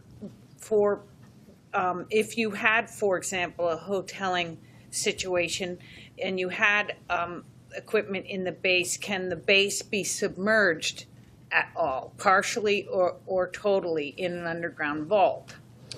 I don't know. That's a better question from the providers. I do know that ventilation has always been part of the issue with the vaulting. So I don't know. But if it's anyone... not, have we had somebody beside the carrier say that underground vaulting is insurmountable? So we've actually gone out and talked to others that are familiar with small cell technology and had conversations, and it's less of a financial issue and it's more about the equipment, that the equipment failure rate is extremely significant in vaulting situations. And that it really is less about how much it costs to put a vault in versus So it's the equipment failure. It's failure to perform or it's failure to endure? I believe that it is both, and that the moisture that can be found when it rains, et cetera, and builds up, and the ventilation is such that it does not allow the equipment, and the equipment fails at a higher rate than it does in a situation like that. So the FCC limitations on circumference and diameter and blah, blah, blah, that's a real inhibitor to hoteling. It is. It More limits than the carrier's unwillingness to collaborate. Yeah, I have less insight into does the equipment work in hoteling versus not. But that is something that will prohibit the total number of hotelers or providers that can go in a hoteling situation. I will also note, while I appreciate Verizon's position of what their plan is, I will say that as a member of the working group and part of these design guidelines, we're very open to option D. And we have seen that solution provided in, looks like a fake mailbox, looks like a fake trash can. There are other possible solutions. We have also started having conversations with folks at various providers that are more into alternative solutions for the design, and that's what we're looking to bring to the table, particularly for the standalone poles. I do want to make one clarification because I want to make sure that we're not misleading anyone. So even you're seeing standalone poles right here. This is also a conversation for attaching to current poles. So this is something that that needs to be addressed sooner rather than later, because the design of these and the power cabinets, whether it's in the base or an additional piece of, for lack of a better term, street furniture, is something that they will need to attach to our current poles. So I just want to make that clear that it is something that the more guidance we can get now, I think the better off we'll be. So I asked the question about E, whether or not it would accommodate, and the answer seemed to be no. It would not accommodate all of the possible carriers or even hoteling. Is that correct? I don't know. My understanding is that the size of which it would need to be would maybe reduce it to the ability to hotel 2 or 3 providers, but likely not 4. Okay, so maybe it's a little big, you can handle 4. But what about number D then? Would D accommodate all providers? Again, that's probably a better Ms. Ditton, for would Carly you, to answer. Ms. Ditton with Crown Castle, maybe? Yes, Crown Castle, we are a hotel company, and we can accommodate carriers depending on what radio equipment they need to provide the service that they're in, spectrum bands they want to use. We can accommodate up to 4 carriers using solution D or E within the 28 cubic feet requirement of under the FCC's rules. Up to 4. Castle can use E. I can use E or D. Okay, because D is a box that could be bigger or smaller or whatever, so it's got an attached box to it. Okay. Yes. Okay. So E, depending on the shape of the base, we can make it wider. We can make it taller, shorter. I understand. The next one then C could be the same because it's just the box on the pole as opposed to on the ground, I'm assuming. Yes, that will. And same thing with B. Same thing, right? The box Right. is on The size of the box on B and C, depending on how many carriers you want to accommodate. And A doesn't have that capacity to do it, I would think. So A in Crown Castle Hotel Land would be a single carrier solution. So it wouldn't accommodate your hoteling capacity if you No. want to do that. Okay. And I think we all, B and C look pretty, I'm not sure they look hanging up with a big pole, I don't know. But anyway, I just want to know which one can accommodate your hoteling. Let's assume we start off with no hoteling. You got 1 in there. Correct. Then you say, well, maybe we ought to get together and all 4 of us ought to go in the same location. If that could be worked out with the government requiring that. Got room to put the others in the box if you need to, maybe. Yes. Okay. There's room. And when we build out, our initial construction for the DC market will be with 2 carriers. So we will be deploying hotel facilities. For 2, but you could make it possible to handle more if you were. Yes. They were encouraged to do that. Depending on the guideline requirements, we hope to be able to accommodate 3 carriers. And then as time goes on and what the radio requirements are, we can accommodate additional equipment. All right, let me go back to Mr. May's question. I'll just try to get a sense of the commission to see if we need an amendment or not.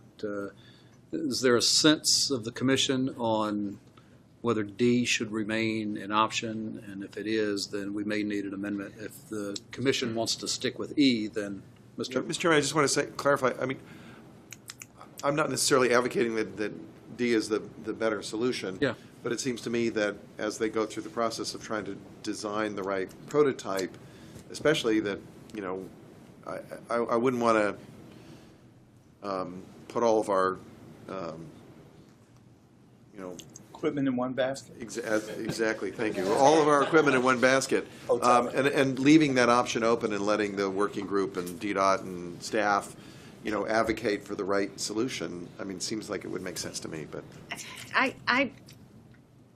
I don't like, I dislike it so much that I would like to stipulate if we end up with that we also leave room for ourselves to conduct a public art program so that the artists of this city could do what the carriers can't and make it look something look like something decent or at least whimsical and fun out on the streetscape. Don't count on that. Well, You want to keep D off the table? no, but I'm just saying that I think there's a danger if we go for, even if the SOM team comes up with a stunning, typology, there are going to be situations where it just doesn't work for a myriad of reasons, and having a fallback, or as I mentioned before, an exception waiver process or something where even the most beautifully designed whatever, it doesn't fit. We need to have some flexibility. If we design ourselves into a corner, it will be a shame because there'll be no options. So perhaps it's an option if it can't be done. I don't know. I just think if we pick one typology and we say it's this or nothing, they're going to be, well, nothing would be a great alternative. But if we get that rigid, we may find ourselves in a position where we regret it. So let me ask if Mr. Trueblood or Mr. Cash have city representatives any contributions to D. I'll just say briefly, I mean, I don't know how much difference it actually makes because I have a feeling that it's not, even if we pick a unified pole and we spin our wheels and do all of this, Verizon and AT&T are going to come back and say, well, we've got our own stuff anyway, or we're going to put this pole up and put a bunch of crap at the top. So I'm all for flexibility, but at this point I really don't know what it's going to produce. I mean, we're talking about 6 months from now when we'll all have long forgotten about this conversation and we'll just spin our wheels again in 6 months. So I will defer to OP. I'm Still hurting from losing the vote last year. For the fatalistic. I obviously, Office of Planning, is concerned about street clutter of street furniture or street utility. But I think I agree with Mr. May in terms of, at least for the next 6 months and for this design experience to see at least what it looks like and what it comes back as. I guess my question is one more of process to then say at the end of that, could we say actually never mind, we don't want that option, or are we today committing to saying if we include D that D would be a backup option? Well, the final guidelines come back to us in early in the new year. Likely, yeah. But again, you are providing comments and this is guidance comments, to staff, so this is not It's a request. Yeah, Yeah. this is a request, that's right. But I mean, I do, in terms of the box could be terrible, but it could also be, there could be opportunity there. And I think right now, no, but we don't exactly know what that could be. So, Ms. Coster, do you have a potential amendment to make the top of 5 a little bit more flexible that we could consider? Sure. We'll give it a try and see how it works. We had 2 potential changes, but for the where it says requests on the top of page 5, we suggest rewriting that so it says requests that if undergrounding is not feasible, that DDOT evaluate design options requiring cabinetry and other equipment integration into the pole base or located within a separate standalone box to minimize visual clutter, rather than attachments to the pole. You want to read that one more time just to make sure it's clear? Sure. Requests that if undergrounding is not feasible, that DDOT evaluate design options requiring cabinetry and other equipment integration into the pole base or located within a separate standalone box to minimize visual clutter, rather than attachments to the pole. So that would, I think, give you either option. I don't think that gets to the point that Mr. May was trying to make, if I may, which was in certain unique circumstances. In other words, this sounds, the way it's currently worded, sounds like either option is equally acceptable. And if that's, maybe that's what you intended, but I'd just like clarification on that.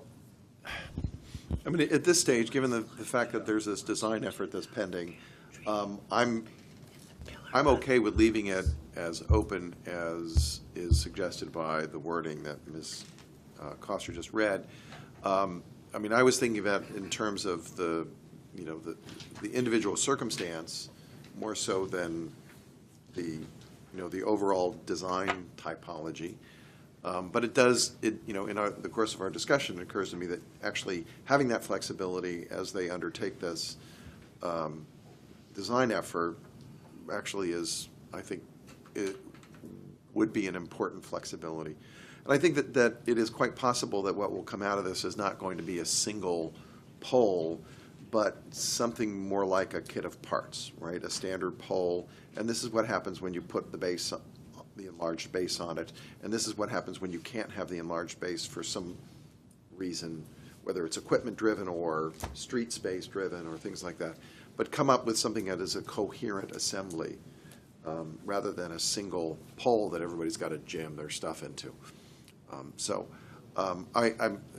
in short, I'm okay with the language as suggested by Ms. Coster. So, Ms. Coster, you had a second, and would the second one be complementary and together or separate issues? So, and if I could, on that last one, the part about minimizing visual clutter, I may move that up to be a little closer to the evaluating design options, just Sure. so those hang together. Pertinent to Commissioner Wright's suggestion about the idea of high-quality design, I would suggest that on page 4, the second from the bottom, where it says, supports such a process and finds that the development of a, and I would change it to read, high-quality pole design and unified standalone typology, or typologies if we wanted to introduce that. And I could make it typology or typologies if you wanted a kit of parts. Typology would cover a kit of parts as well, Okay. so I don't think it needs to be typologies. And then, if I may, because I'm on a roll. I did want to see at one point, again, to Commissioner Wright's comments, whether or not you wanted to encourage DDOT to essentially have an exception process. Yes. So I will put this one out. Request that DDOT keep the requirement to underground cabinetry and provide for an exception process if it is not feasible in a particular location. Keep the underground? I don't understand. Keep the requirement to underground cabinetry, to underground the cabinetry. So But they didn't have that requirement. That's, right? They don't have a requirement to put it underground. they. The requirement is likely to be removed. In the current draft, it is, but we understand. Oh, I see. But what you're we saying. understand it's Okay, probably got it. going to change. Okay, yes. Well, why not? So that would again be for the Try. sense of the commission if you wanted to include that. I'm not, as much as I appreciate wanting to put this stuff underground, I do know how difficult it is to maintain things underground. And we have pumps and things like that are located underground, and it is a real pain in the neck. And that's heavy equipment, that's not electronics. Yeah, I'm not suggesting that we should try and fight that battle because No, it's already Well, but been what- lost. But what she read, I thought, What I'm saying is that as in cases where it looks like there's going to be a big honking pole in the view shed to something important. I mean, in a location where, for a variety of reasons, it's infeasible, that there could be an underground vault, as the method of last resort. you just want to leave the door open for underground vaulting. As an exception, if there needs, an exception needs to be Okay, I misunderstood. I thought made. you were talking about the other way around. No.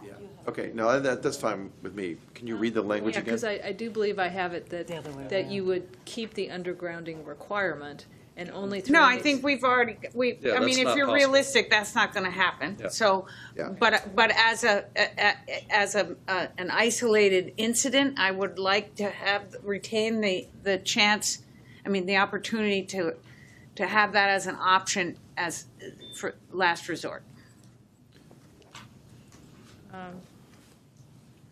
All right, so Or you can just, it's an exception process. you know, it may be that at the end of the note on the bottom of page 5, that there simply be another phrase added stating that, you know, that however, there should be flexibility to locate equipment underground if that is, you know, the only feasible method of installing all the necessary equipment.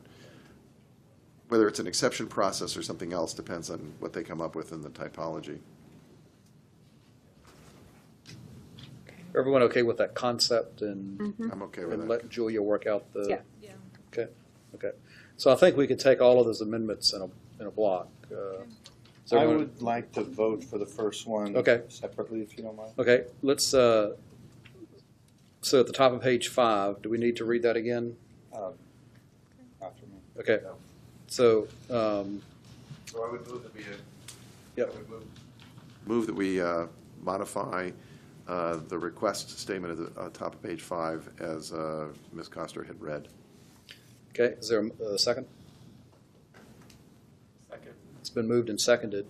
All in favor of that amendment, say aye. Aye. Opposed, no? No. Is there just one no? Just to be There were clear. some non-votes. So there's, okay, I think there's just one no, and that's Mr. Okay. And one abstention. Okay, so the second amendment, Can do the others together. It's fine. okay, we'll take up the other two together. Is there a motion to take up the other two amendments? So moved. It's been moved and Second. seconded. All in favor of the other two amendments, as you've heard them, say aye. Aye. Opposed, no. Those are unanimous. So hopefully, sensing there's no more discussion on the EDR. Actually, Oh, Mr. Cash, I'm sorry, I was supposed to come back to you. I apologize. That's fine. Yeah. So I just wanted to throw this out there again, not to be a broken record like at our last meeting, but I feel like we're really rushing this process, and I really don't understand why. I very much appreciate that the Park Service is going to get an additional several months to be able to figure some of its stuff out down there on the mall, but for some reason, the FCC only applies to us, and we have to get this done so the carriers can get their poles in the ground.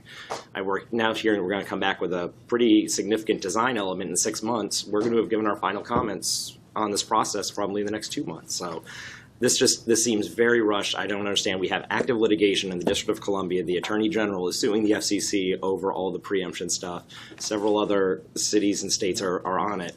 I just feel like this entire process is being rushed, and I don't know to what end other than to get these poles in the ground as quickly as possible. So that's my 2 cents. Yeah, so that's a comment. Yes. Okay. So don't sense any further discussion. Is there a motion on the EDR as amended? Before you say that, Ms. Coster? Have we voted on the second motion? Yeah, we did, but we did Okay. two of them together. Yeah, All right, the- thank you. so Same. that was unanimous. Unanimous. So is there a motion on the EDR as amended? Second. It's been moved and seconded. All in favor of the EDR as amended, say aye. Aye. Opposed, no.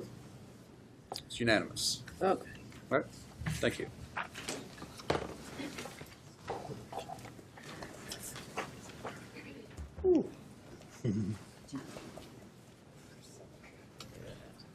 So next item on the agenda is agenda item 4B, which is the final master plan for the U.S. Food and Drug Administration headquarters, their consolidation effort at the White Oak campus in Maryland.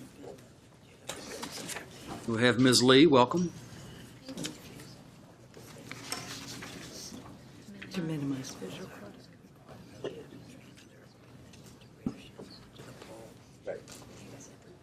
There.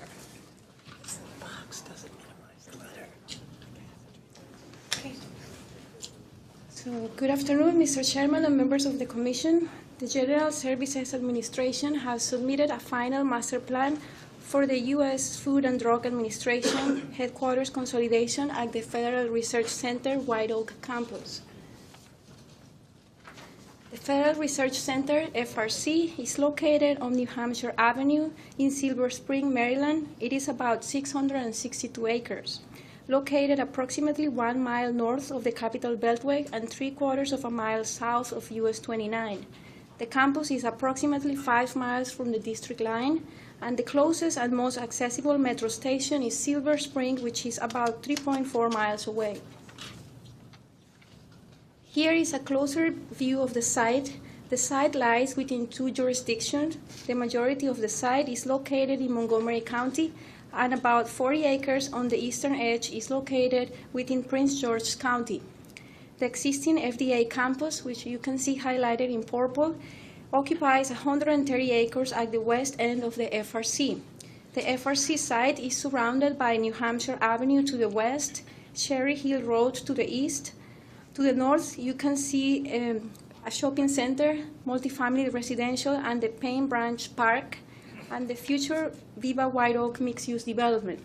There is also multifamily with single-family homes to the east and west, and to the south you can see a fire station, a local park, single-family homes, and the U.S. Army Fire Laboratory Center. So the Commission reviewed the first master plan in 1997, followed by updates in 2002, 2006, and 2009.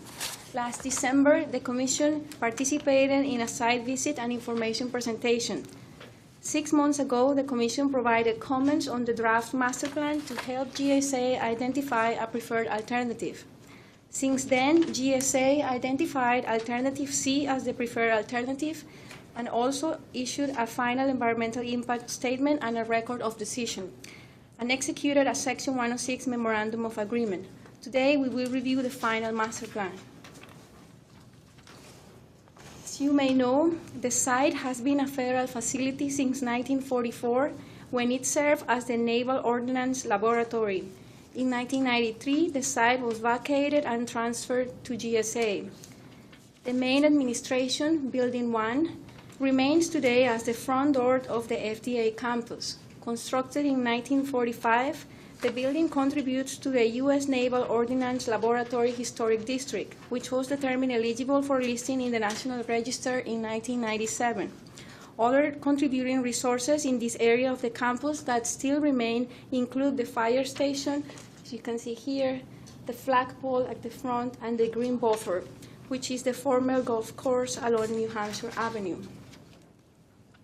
Here is an image of existing conditions. In 2007, Congress passed the Fda Reauthorization Act, which reauthorized the user fee programs needed to support FDA's pre-market evaluation of drugs, medical devices, and biosimilar products. The purpose of the master plan is to accommodate a significant increase in population and further consolidate FDA employees.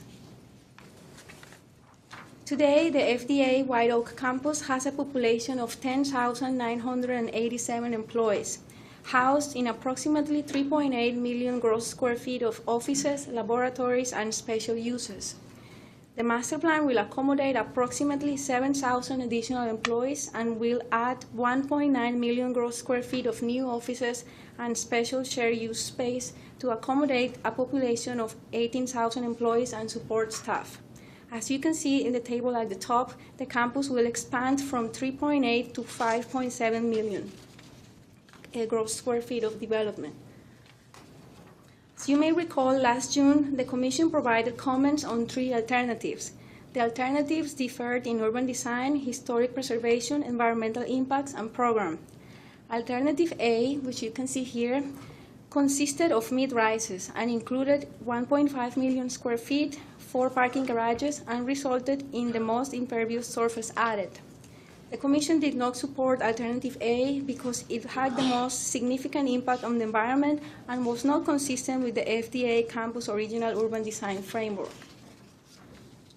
Alternative B was the large tower and included 1.7 million square feet, 3 parking garages, and resulted in the same amount of impervious areas as Alternative C.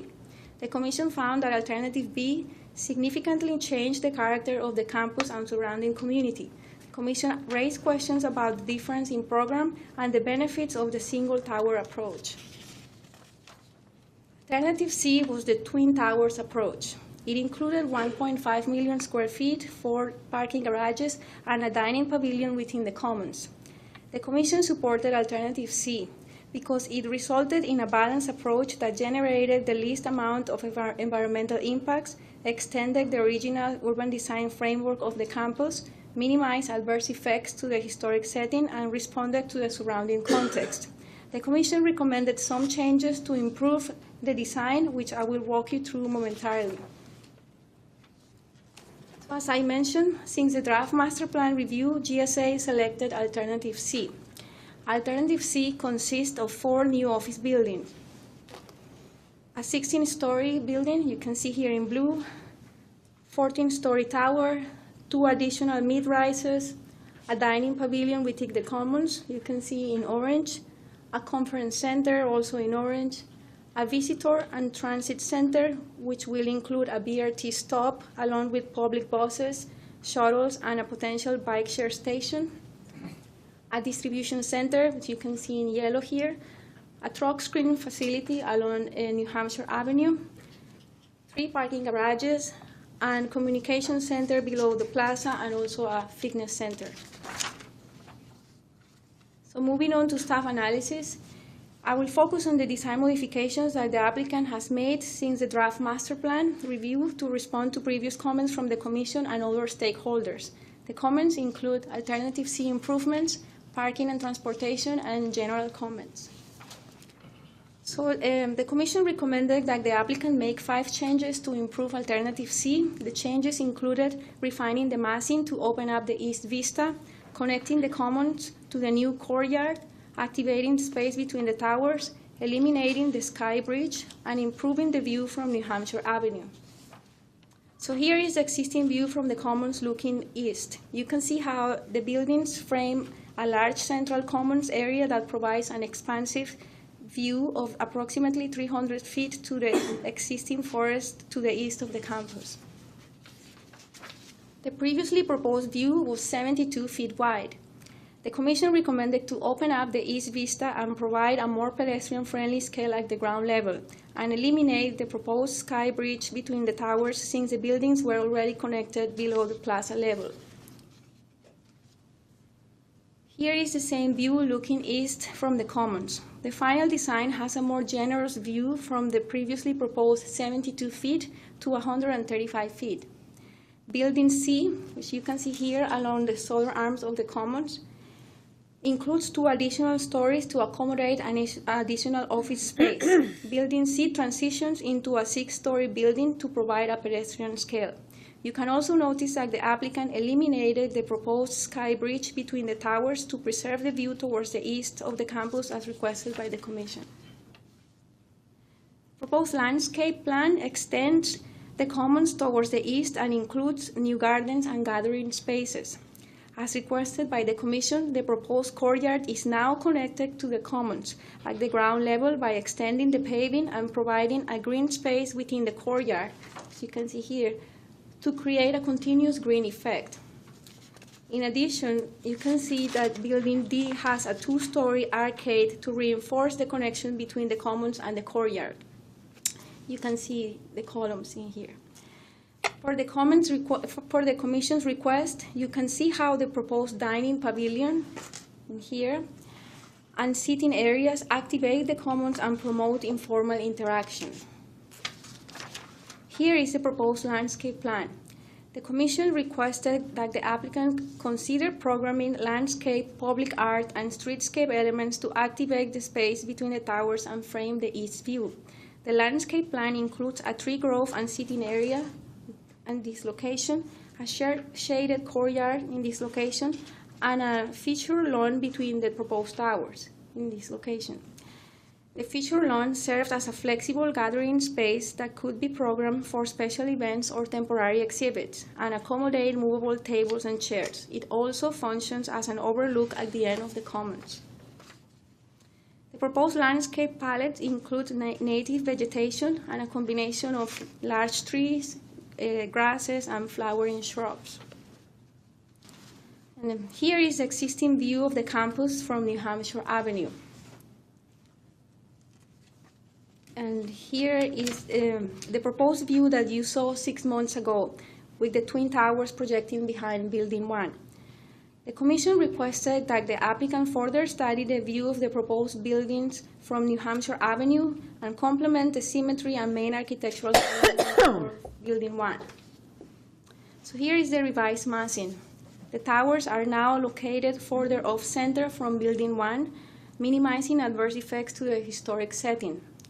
In summary, GSA has addressed all of the Commission comments regarding Alternative C, and we commend the applicant for taking into account previous comments from the Commission. As requested by the Commission, the applicant provided a tree preservation plan in accordance with the federal environment element.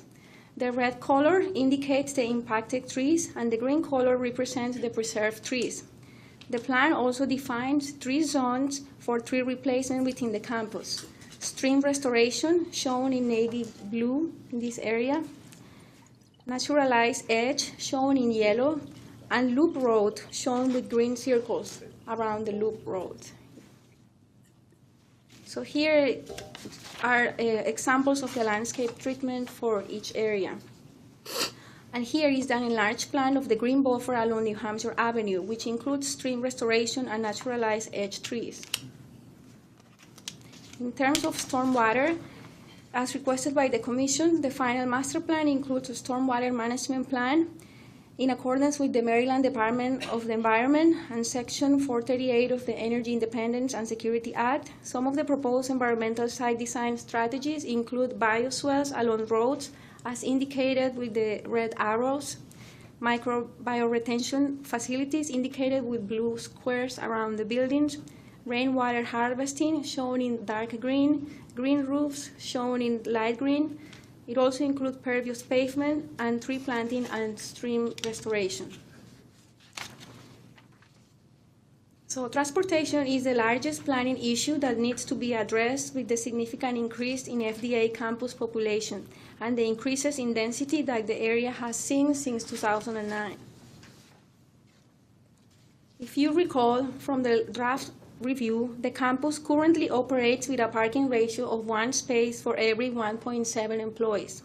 Both the draft and final master plan propose a parking ratio of 1 space for every 1.8 employees, which includes approximately 11,615 spaces for 18,000 people.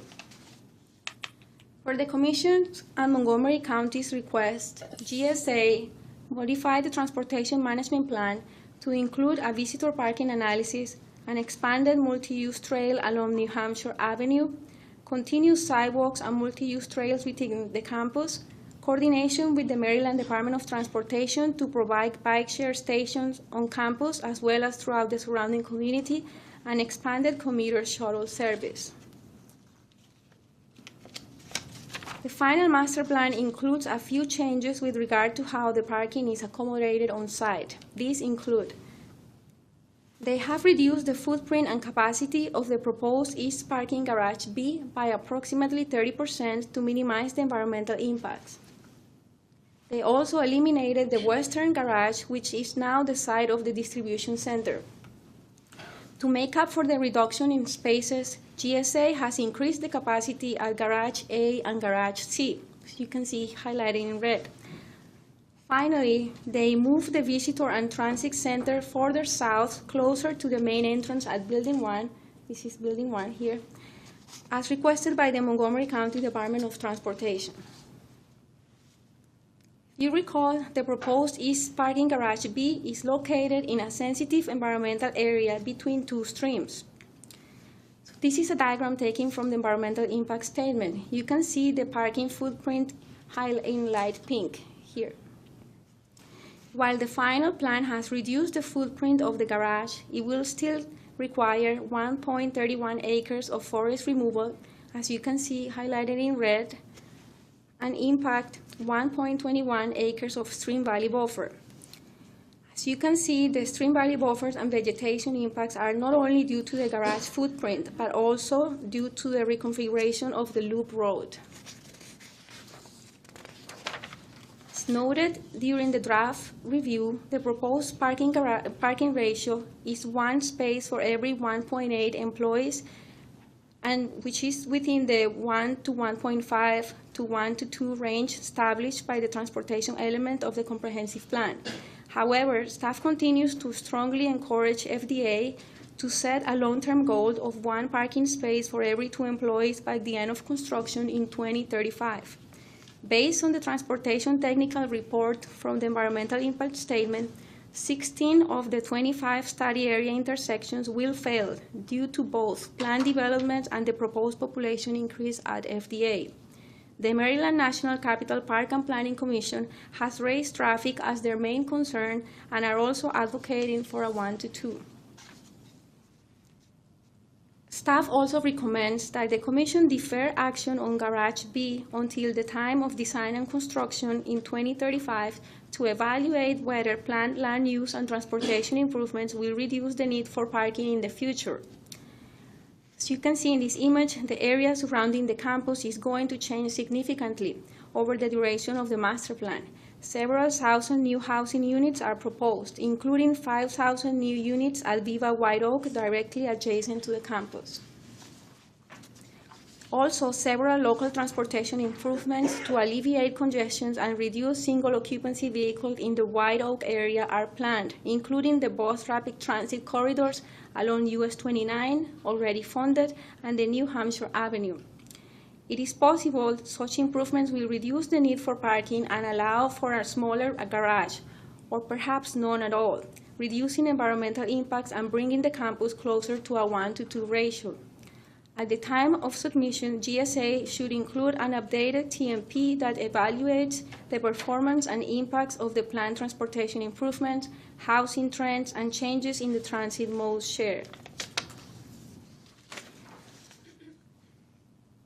So as requested by the Commission, GSA has provided responses to all the comments they received from local government agencies. And GSA issued a record of decision on November 14, 2018. As part of the mitigation measures, GSA has committed to create a memorandum of understanding with Montgomery County to consider road improvements, public transit connections, and park and ride facilities near the campus, and explore public access and amenities consistent with the security requirements of the FDA campus. The specific terms of the MOU will be outlined in the future. Since I have already covered all the recommendations in the presentation, I will conclude by saying the Executive Director's recommendation is for the Commission to approve the final master plan for the U.S. Food and Drug Administration headquarters consolidation, but defer action of the East Parking Garage B due to traffic and environmental impacts. Commend the applicant for taking into account previous Commission comments to improve Alternative C. And then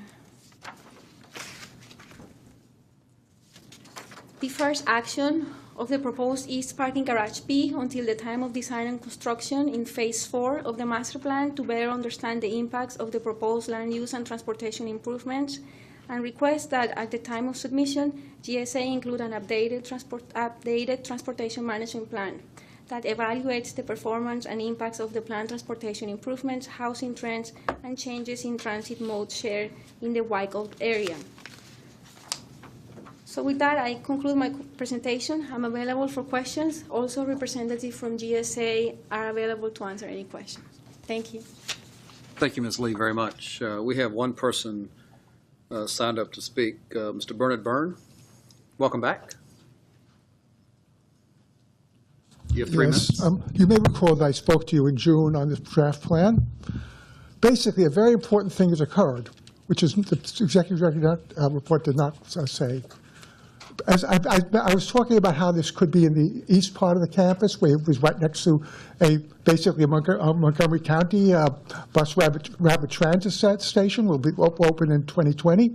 Well, the big thing that happened was as part of this process, the Maryland State Historic Preservation Officer agreed to reevaluate which parts, if any, of the whole Federal Research Center are eligible for the National Register of Historic Places.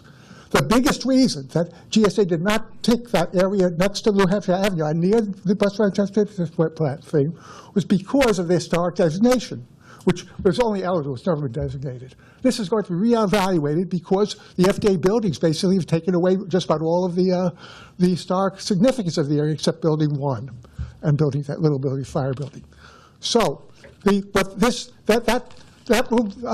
memorandum of agreement, which they signed, which is included in your report, states that Maryland SPRO, after a public process, will make the determination within 6 years. Therefore, this plan is premature. You need to find out, and I'm asking that you ask the GSA to defer this until the Maryland State Historic Preservation Officer has issued that determination of eligibility. At that point, they can then determine whether it is feasible to construct in that what is now a historic buffer. That buffer is obviously not needed to buffer FDA because that buffer was set up because Navy made a lot of noise, explosions, things like that, and also industrial buildings. So that's the main point, to defer this. You have a major transportation problem here because people are, these buildings on the east side, which are most of them, including three buildings up to 14 stories, this will generate a lot of traffic. FDA is going to have a transit center on site, but that's not going to be very close to the Montgomery County BRT state or New Hampshire Avenue. The walking distance between the FDA transit center and the buildings will be about over a quarter of a mile, close to a half a mile. People are going to drive.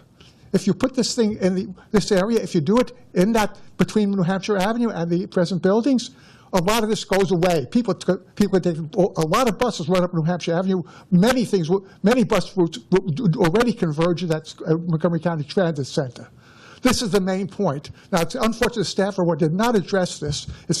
You have a copy of that memorandum agreement in your package between the Maryland SPRO, State Historic Preservation Officer, and GSA. Therefore, don't just pass this now because you are basically contributing to a major transportation problem. Now, you could, as I said before in the previous meeting, you can put big buildings in that area because they're already building up to 20 stories high at the corner of New Hampshire and right New Hampshire and Lockwood, right near the bus rapid transportation center. So just defer this until we see whether the eligibility. There's a stream valley there, but the buildings can be placed outside of the stream valley or the stream. It's a small stream. It can always be relocated to closer to New Hampshire Avenue as a buffer for FDA. There are many options available that are not explored. GSA only answered these in response to my comments. They simply said it's a historic buffer and also the stream valley. They did not evaluate that alternative at all, even though I wrote it in, other people wrote it in too, and you discussed it here when GSA said that, they will look into it. Well, that's all they said. They didn't evaluate or anything. They just said it's a historic buffer and stream valley. So that's the main thing. Transportation is important. If you want to increase road congestion, and yet, as Montgomery County is obviously concerned about that, then go ahead and put it where they say now. If you want to, however, do what is called smart growth, you wait until the CO says start, if that's areas of significance, and then you decide, after GSA makes a report, is it feasible with the stream valley and everything else to put the buildings there? That's the main point. I made these same points similarly, but the big thing is we now have the opportunity because the State Historic Preservation Office did agree to reevaluate the historic preservation of the historic status of that buffer to determine whether it is still important, and also the whole federal the whole FRC to determine whether any parts of it are still Thank you, Mr. Byrne. Thank you very much. Appreciate you coming back. That ends the public comment period. Ms. Wright? I think, thank you. I think we respectfully disagree in some rather granular detail. And I'd like to call up to the podium either our Regional Historic Preservation Officer or the project manager to address the historic buffer issues, among others, and disconnect the transportation idea from the historic buffer zone because the relationship is not exactly as linear as one might assume. Nancy. Good afternoon. Nancy Witherell with GSA. We had a robust 106 consultation on this that lasted over a year. Dr. Byrne was a consulting party and did make these concerns known at the most recent meeting that we had this past summer. He is connecting his desire for the placement of the new toll construction on New Hampshire Avenue with transportation issues, I'm going to address just his comments about the Maryland SHPO. We've given ourselves the desire to do a reassessment of the boundary came from us. It's not from the Maryland SHPO. In fact, they have a 30-day advisory role in this. GSA will make the determination about a new boundary, and of course, we'll submit it to the National Register. We have 660-odd acres out here as our federal holding. In 2003, with approval, we demolished 177 of the 217 contributing buildings. There are only 40 left. Some of them are in Area 1, and Vivian pointed that out. We have some in Area 4 and some in Area 2. Almost all of the other ones for the rest of the 600-odd acres are gone. And our assumption with the Maryland SHPO is that we will reassess the boundary on the east side of our federal holding. That's the area that we're focusing on because we now have no structures there. So we're not so much, of course, we'll consider Area 1, but the main focus of this reassessment is for the hundreds of acres where we no longer have any historic structures. And Nancy, isn't the historic buffer along New Hampshire Avenue is largely to preserve the view shed of Building 1, is it not? Yeah, that's correct. Dr. Byrne is right that it was determined eligible in 1997 because of its former use. It was the buffer for the ordnance experiment. Excuse me. I'm sorry. I'm getting a cold.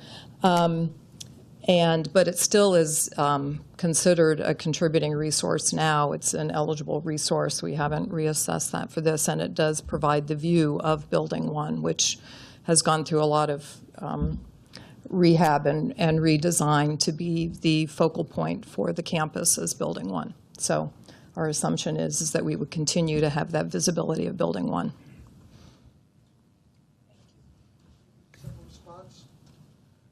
No, thank you. Further discussion?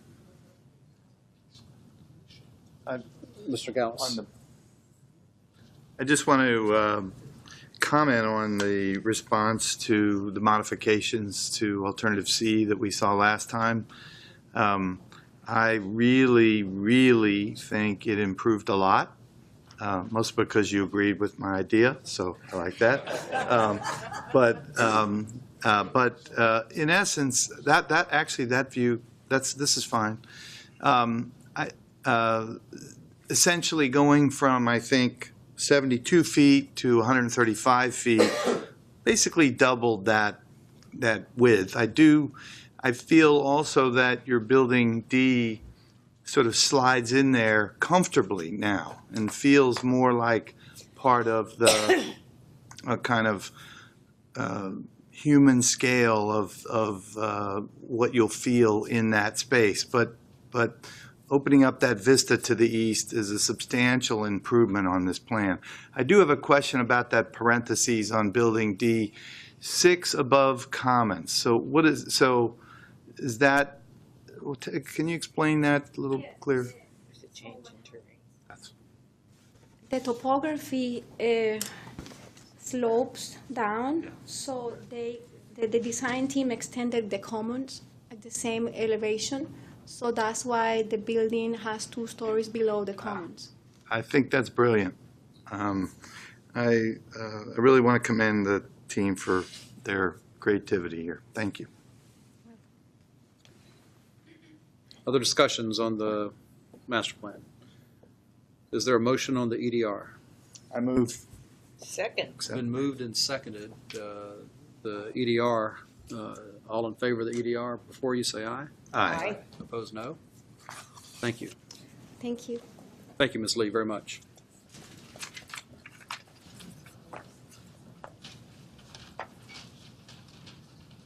Agenda item 4C is to approve the updated federal parks and open space element of the comprehensive plan. We have Ms. Singh before us. So today we'll cover the changes made since the commission publicly released the draft, which was earlier this year.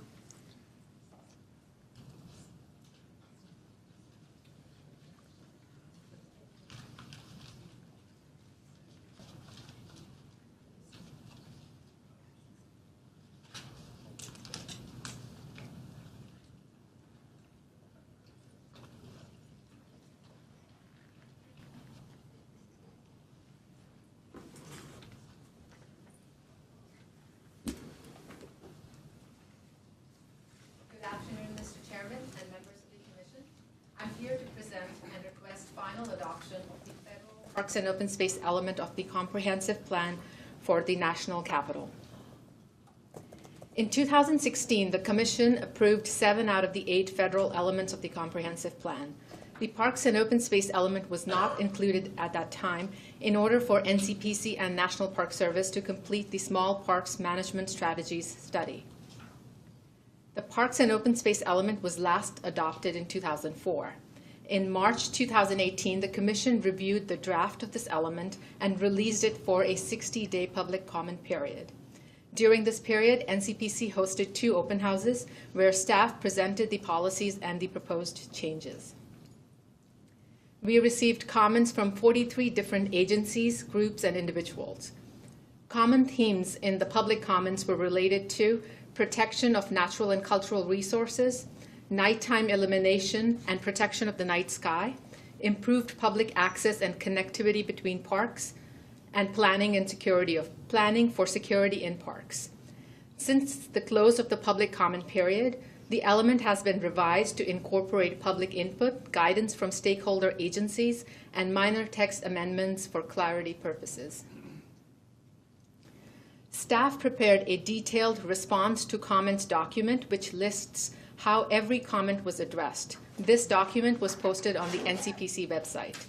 To demonstrate how policies evolved from the draft to final, staff also prepared a modification to policies document, which was included with the EDR and project materials. This document shows how each draft policy was revised, consolidated, or retained, and where new policies were incorporated. Today in this presentation, I will highlight some of the new sections and policies that were not in the draft, but were added to this final version of the element in response to comments and feedback. For the Parks and Open Space element update, the goal statement was revised to reflect the federal government's role in protecting and enhancing the region's parks and open space system for recreation, as commemorative and symbolic space, as social, civic, and celebratory space, and to provide environmental and educational benefits. The introduction to the element describes the unique types of federal parks and open space in the region, in addition to the role parks play at a national and a local level. Several maps and images were added to support the narrative and highlight prominent examples of parks and open space throughout the region. In response to comments and feedback, the titles of some of the guiding principles were simplified and clarified. Their order now reflects the current issues and trends faced by parks and open space in the National Capital Region. The first guiding principle, which is to protect the historic features of the parks and open space, was modified to acknowledge the historic and cultural significance of the park system and provides guidance on protecting these resources. A new addition under the subsection Adapt Designed Landscapes Sensitively now includes key considerations to assess designed landscapes. This section lays out a list of important issues to consider in both the context of the existing space and the proposed improvements. We heard through comments the importance of nighttime illumination of the iconic civic landmarks. This led us to add a new subsection on sensitive lighting of the monumental core parks. It provides guidance related to the nighttime experience of Washington through lighting. Thoughtful illumination of the monumental core parks affords an opportunity to strengthen the identity and experience of the nation's capital. This section calls to protect the lighting hierarchy established by the iconic civic landmarks, including the U.S. Capitol, the White House, the Washington Monument, Lincoln Memorial, and the Jefferson Memorial. New policies call to maintain the minimally lit setting of the National Mall, Columbia Island, East Potomac Park, and the adjacent parkland in order to highlight the lighting of the Capitol's iconic civic landmarks. Policies also stress that the preeminent nighttime views of the monumental core parks be considered when evaluating lighting proposals or when considering location and orientation of illuminated signs. Similarly, under the section Encourage Stewardship of Natural Resources, a new subsection highlights the need to reduce light pollution in natural areas and in urban parks. Reducing excessive artificial lighting protects the night sky and the natural environment. New policies in this section stress that light pollution can be minimized by lighting only where needed for safety and by using light where necessary, and through strategic placement and design of light fixtures. Under the guiding principle, balance multiple uses within parks, 3 new policies were included. Policy POS-E3 acknowledges that in urban areas where there is limited open space, streets can, on a temporary basis, accommodate civic gathering needs. Similarly, policy POS-E8 highlights that parkways should incorporate safe recreational amenities, including pedestrian and bike trails. The concept of parks as safe gathering areas is covered under the section Plan for Security in Parks. Policy POS-E9 stresses that even with safety and security improvements, parks should remain inviting public spaces, accommodate multiple users and activities, and retain physical and visual connectivity. Staff hopes that the updated element will provide guidance to federal agencies that administer parks and open space in the region, and furthermore, the policies would act as a standard by which the Commission and staff can evaluate project proposals. In terms of next steps, after the final adoption by the Commission, a Federal Register notice will be posted to announce the adoption. The 2004 Parks and Open Space element policies will remain in effect for a 60-day period after the publication of the Federal Register notice. This concludes my presentation, and it's the Executive Director's recommendation that the Commission approve the final adoption of the updated policies for the Parks and Open Space element of the Comprehensive Plan. Thank you. Thank you very much. Are there any questions for Ms. Singh? We do have 2 speakers on this. First is Kristen Taddy. I apologize. From Casey Trees, welcome. Thank you very much. Good afternoon, Commissioners. My name is Kristen Taddy, and I'm the Planning Advocate with Casey Trees. As you may know, Casey Trees is a Washington, D.C.-based nonprofit with a mission to restore, enhance, and protect the tree canopy of the nation's capital.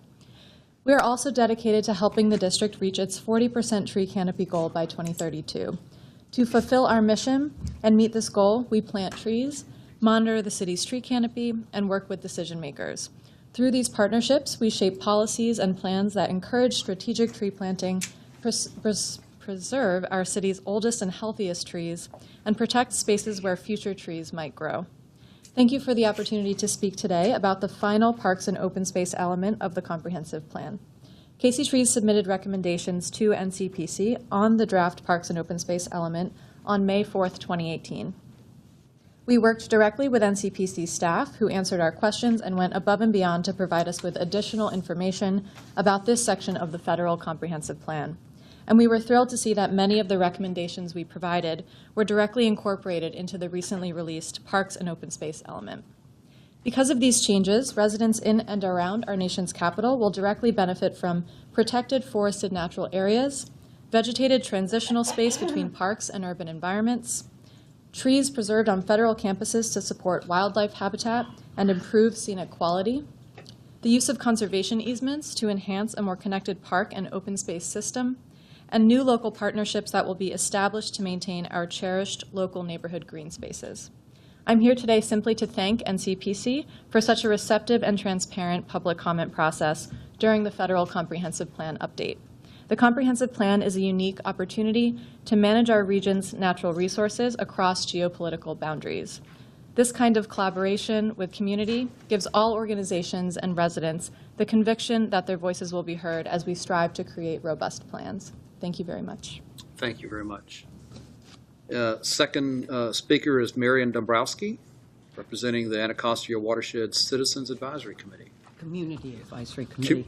Yes. On the steering committee's recommendation, we modified our name to be more inclusive. So anyway, good afternoon. Thanks a lot for letting me speak today. Hello, everybody. Let's see. My name is Marion Dombrowski. I'm a resident of the Anacostia Watershed in Prince George's County and chair of the Anacostia Watershed Community Advisory Committee, also a chronic rower. From March 1 to Thanksgiving, rowers and coaches from the Port Towns Community Boathouse row on the Anacostia an average of 5 days a week. We share concerns for the future of the Anacostia and request that the Commission include in this planning document provisions to protect this recovering natural area. These are some of our members. Let's see. Sorry. We ask that special consideration be given to the most naturalistic reach from the marina at Bladensburg to Kingman and Heritage Islands. The Anacostia Community Advisory Committee, which I represent today, serves as the community arm of the Restoration Partnership. We link our communities with the partnership to represent public interests in all things Anacostia.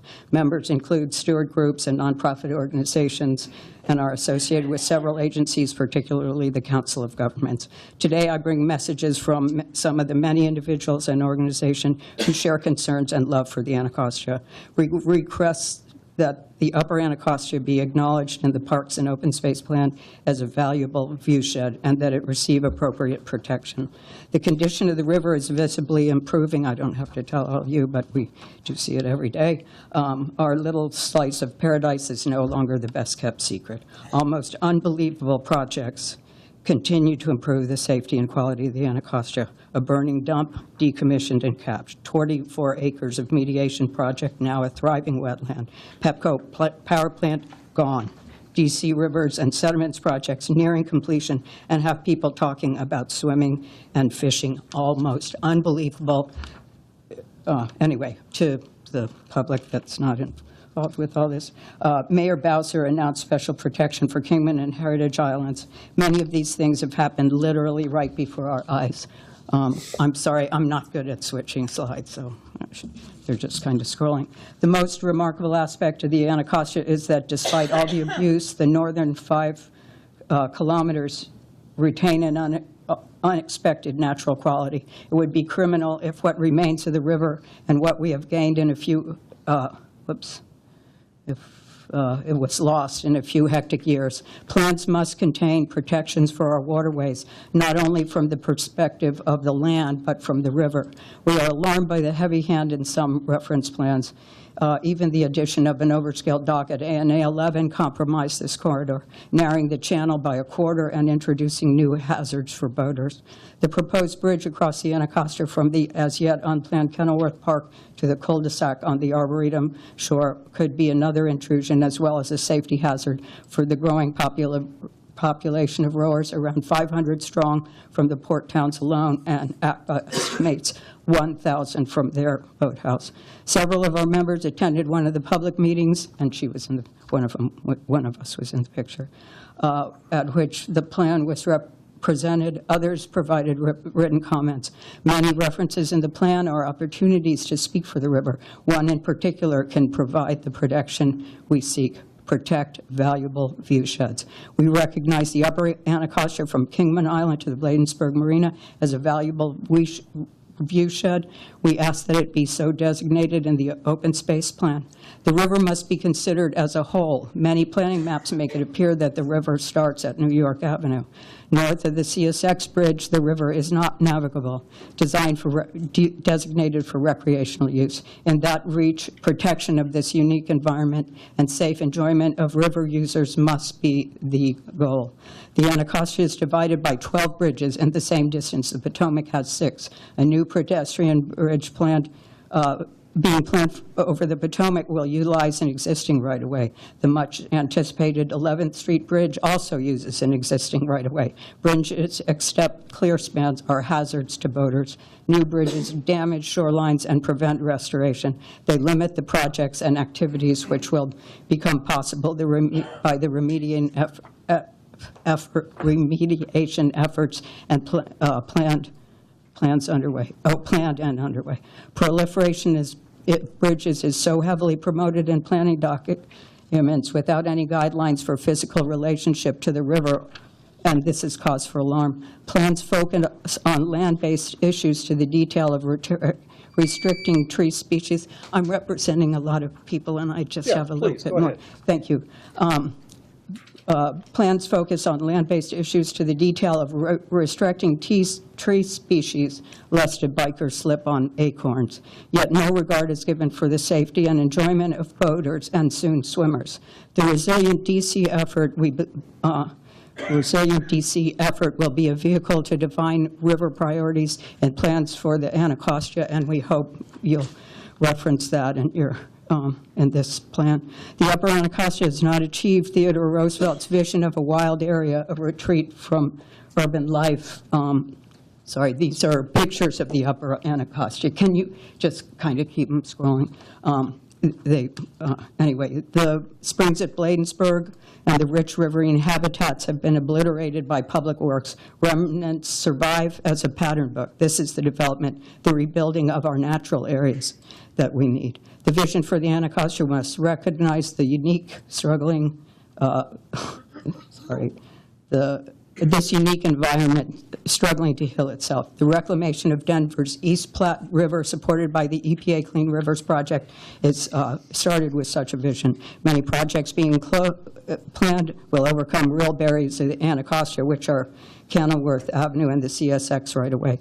These exclude communities on the East Bank from Ward 7 and 8 north to the port towns, all the way to the top of the river. Residents of Bladensburg cannot get safely to the Bladensburg Waterfront Park. Farther south, pedestrians pay to use the metro stations to cross these hazards. We need safe crossings for pedestrians and bikers, which use existing rights-of-way and do not impinge on the river.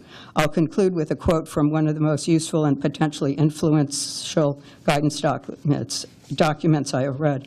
Which, keep scrolling because there's a whole bunch more. There's a cute picture for this one. It's the Junior Rangers Activity Book produced by the National Park Service, Washington, D.C. and Maryland. Rowing is a sport for dreamers. This is the last slide. And, could you just keep forwarding the slides? Just please finish your Okay, remarks. Thank you. sorry. Rowing is a sport for dreamers. As long as you put in the work, you can own the dream. When the work stops, the dream disappears. The Parks and Open Space Plans contains the seeds of new and visionary work. Please designate the Upper Anacostia from Kingman and Heritage Islands to the Bladensburg Marina a valuable viewshed requiring protection, and draw a blueprint for its realization. Thanks a lot. Thank you very much, Ms. Dombrowski. So that ends the public comment period, and we will return the discussion to the commission. Is there discussion on the EDR, the parts and open space elements of the comprehensive plan, EDR? Mr. Gallus, I please. just have a question. I guess hearing the testimony, particularly from Maryland's point of view, but also along the broader viewshed,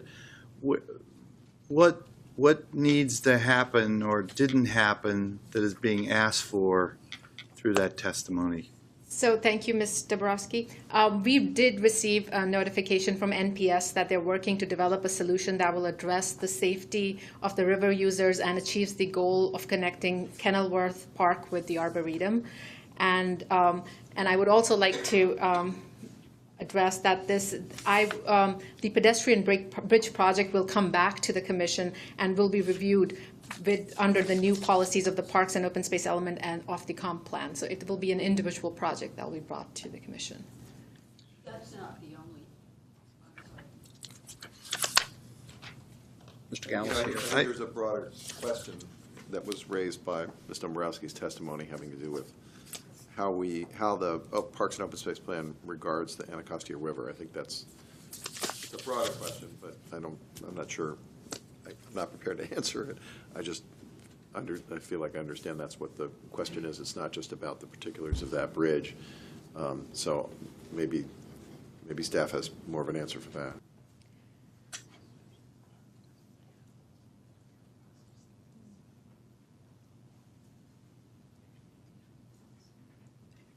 We have one or two policies that address the riverways and the waterways, but we don't have. I mean, we do have the Anacostia water quality of the policies about the water quality, but we don't have any specific ways. Well, we also have policies in environment element that address some of the specifics that Mr. Dombrowski raised. necessarily every issue that she brought up, and but we do talk about recreation and the use of the waterways and the environment element, and trying to balance all of that. I guess, and one other just clarification, because I got a little confused by the testimony. I know there are 12 crossings on the Anacostia. I learned that today. And this proposed pedestrian bridge would seemingly be a 13th? Okay, and I guess I would just like to ask Ms. Dombrowski if you're for that, or I thought I heard you say that the crossings should be utilized with the existing rights of way. You need to come to the microphone if you're going to answer questions. The issue there is that this section of the river is basically a natural area, and we want to have it recognized. And in that kind of an environment, a bridge isn't a transportation element. The river itself should be the driver of what happens there. So when we utilize, we have 12 bridges already, and the river's only 8 miles long. So it's, every bridge, I don't know if, she didn't show all the slides, so I had a bunch of pictures of crash boats. People smash into them, it reduces the visibility. We saw that. I'm sorry, trees collecting. Let me count the ways. Anyway, sorry. Yeah, so what I'm saying is that if new bridges have to happen, they should utilize the existing rights of way. There's no place on the river that there's more than 2 meters from one bridge to the next. 2 meters. I mean, 2,000 meters, I'm sorry, okay. 2,000 meters. And can I just Yeah. ask, we're not here today discussing that pedestrian bridge, is that correct? Right, I'm not Right, okay. trying to talk about that. All I'm trying to say, yeah, there's a bunch of points. The last slides are specific elements in the plan that, that's a diagram. No. Okay, I'll go. Yeah, specific, there's no, in the paths in the greenways, parkways and whatever, there's no mention of waterways. And it's very clear that the planning is being done from a land basis. I see. So that's what I'm trying to say. Does that kind of give you the picture? Thank you Okay. very much. Thank you. I just want to add that there is a section on rivers and waterways that I can find the specific page and mention it to you. If you go through those. Yes, thank you.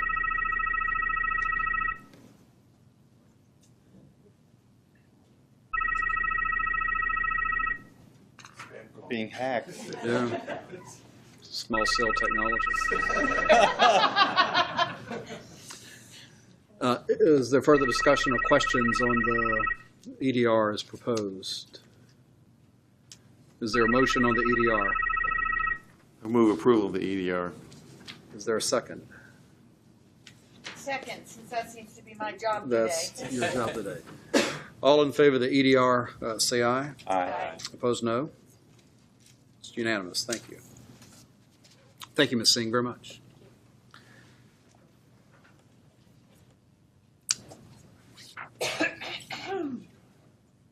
The last item on the agenda is Agenda Item 4D, which is to approve the preliminary site and building plans for the Franklin Park renovation, and it is brought to us by the National Park Service. We have Mr. Hart.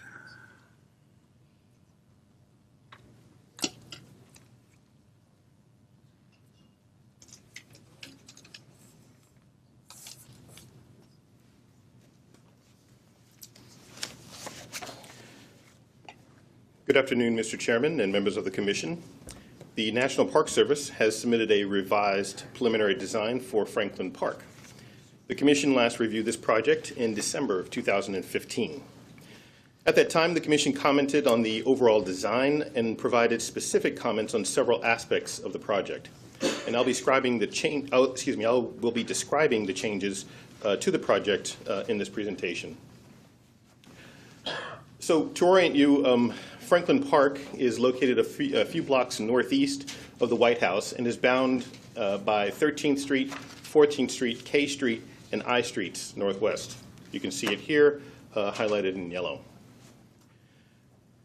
The park serves a unique role in Washington's historic park system. Unlike many of the other downtown parks, Franklin's significance is not directly related to its placement within the L'Enfant Plan.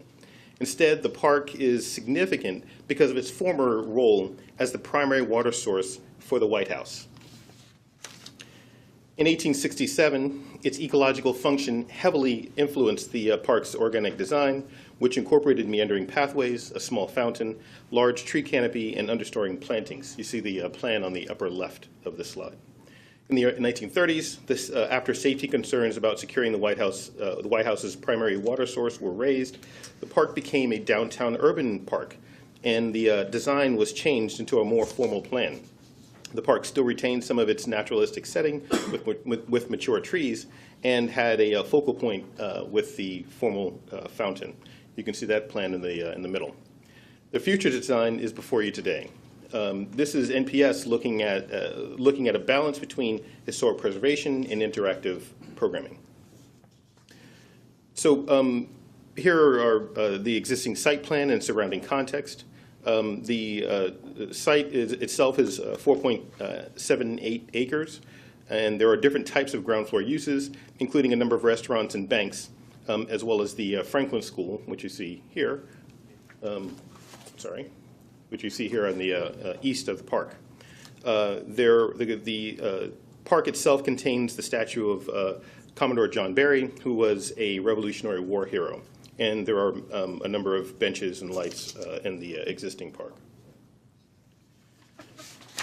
This design is supposed to address a number of existing deficiencies and problems in the park, including poor tree health and a lack of tree age diversity. Most of the trees are large and date back to the early 1930s, and some a little older than that.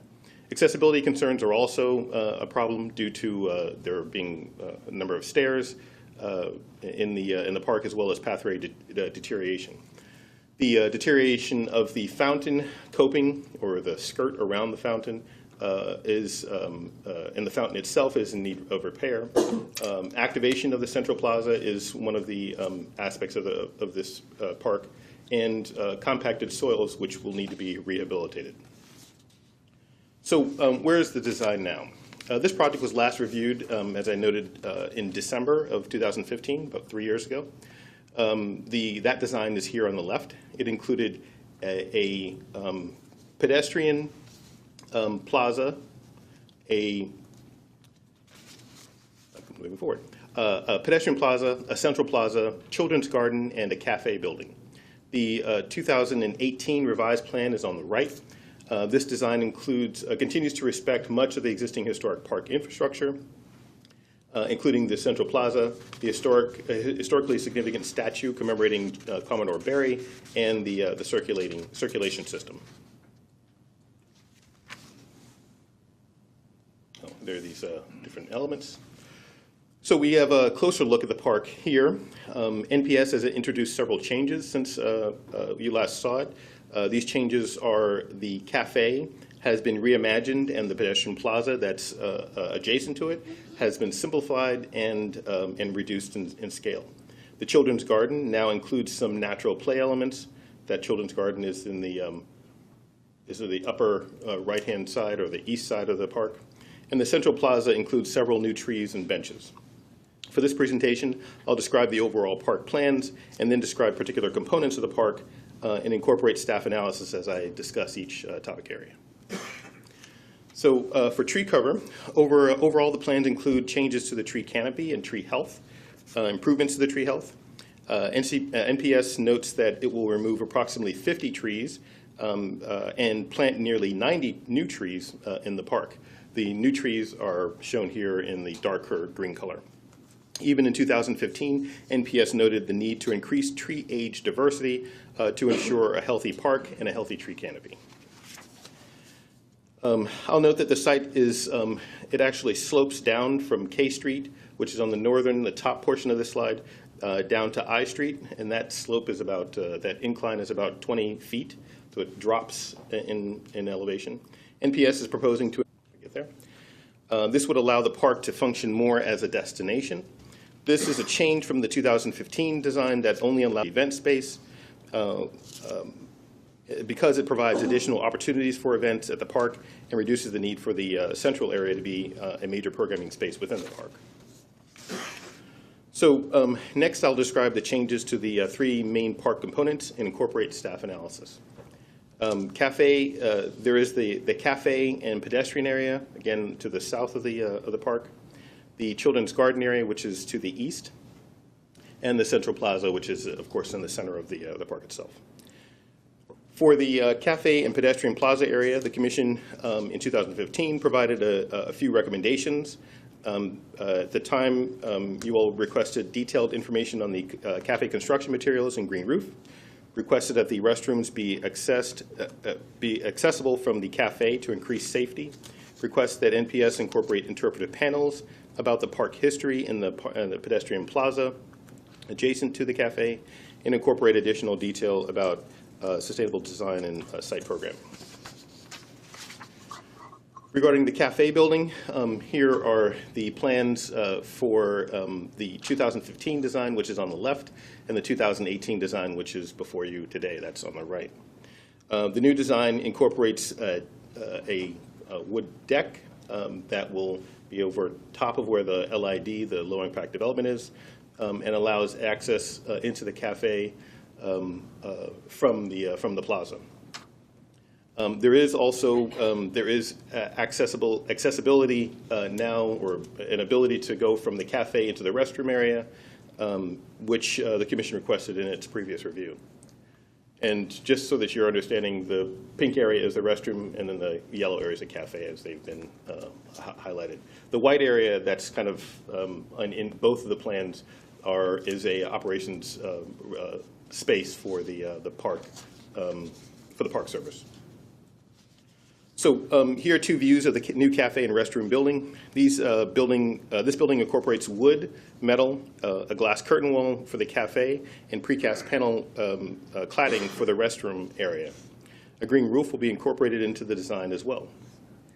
Staff has reviewed the revised design and is overall pleased with the direction of the updated cafe and restroom building, and noting that its scale and materials are appropriate for the site. Staff notes that the pedestrian plaza has been reduced from what it was originally proposed, which will still provide space for event programming, while the plaza design is further refined from 2015. While the plaza design is further refined from 2015, there isn't any information on interpretive panels on the history of the park, and this is a detail that the Park Service will come back to us in the future with. So since there isn't any further information on interpretive elements for the pedestrian plaza, staff continues to recommend that these elements be developed in the future. Moving to the children's garden, which is the east portion of the site and the east lawn.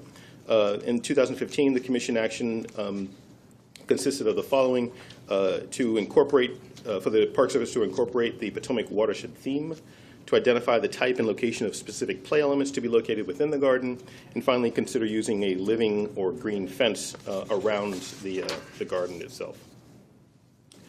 So the National Park Service has looked at a number of, and their consultants have looked at a number of examples, illustrations for inspiration for the new children's garden, and they've looked at these elements like tree logs, see on the left, boulders and grasses to create a space for children to play. NPS is proposing to use topography right now to enclose this garden instead of using the fence. So these views show the children's garden in the in the left-hand side, view towards the garden, and the right-hand side is the east lawn, and the garden is in the upper portion of that image. This children's garden area, there's some seating that's included for parents so that they can be able to watch over their children as they're playing in the garden area. Staff supports the children's garden as a concept and encourages NPS to fully explore the use of natural materials in creating a unique play space for children. And finally, we get to the central plaza and the fountain. And I'll note that unlike most L'Enfant squares and circles in Washington, the design of Franklin Park offers a fountain with a pool as its focal point. This is an important aspect of the park. NPS is proposing to remove the existing trees within the central plaza due to tree health and to open up the space to provide some more light into the interior of the park. This is a view of the fountain area and the central plaza looking towards the east. So most of the analysis that staff has done pertains to the fountain, given its importance as the focal point of the park. Its components of the fountain's components include the bowl, the jets of water, and the coping around the fountain itself. NPS brought forward 9 concepts on this for the fountain design. Staff has determined that the analysis of the fountain concepts under consideration should be based on 3 criteria.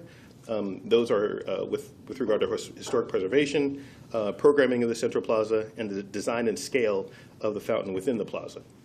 For historic preservation, the Section 106 Memorandum of Agreement states that NPS will ensure that the redesign of the center fountain, including lighting, new jets, and other features, will reflect the general character and retain the shape of the existing historic fountain, will maintain the fountain as a central park feature, and will reuse and incorporate the existing historic coping into the redesign of the fountain.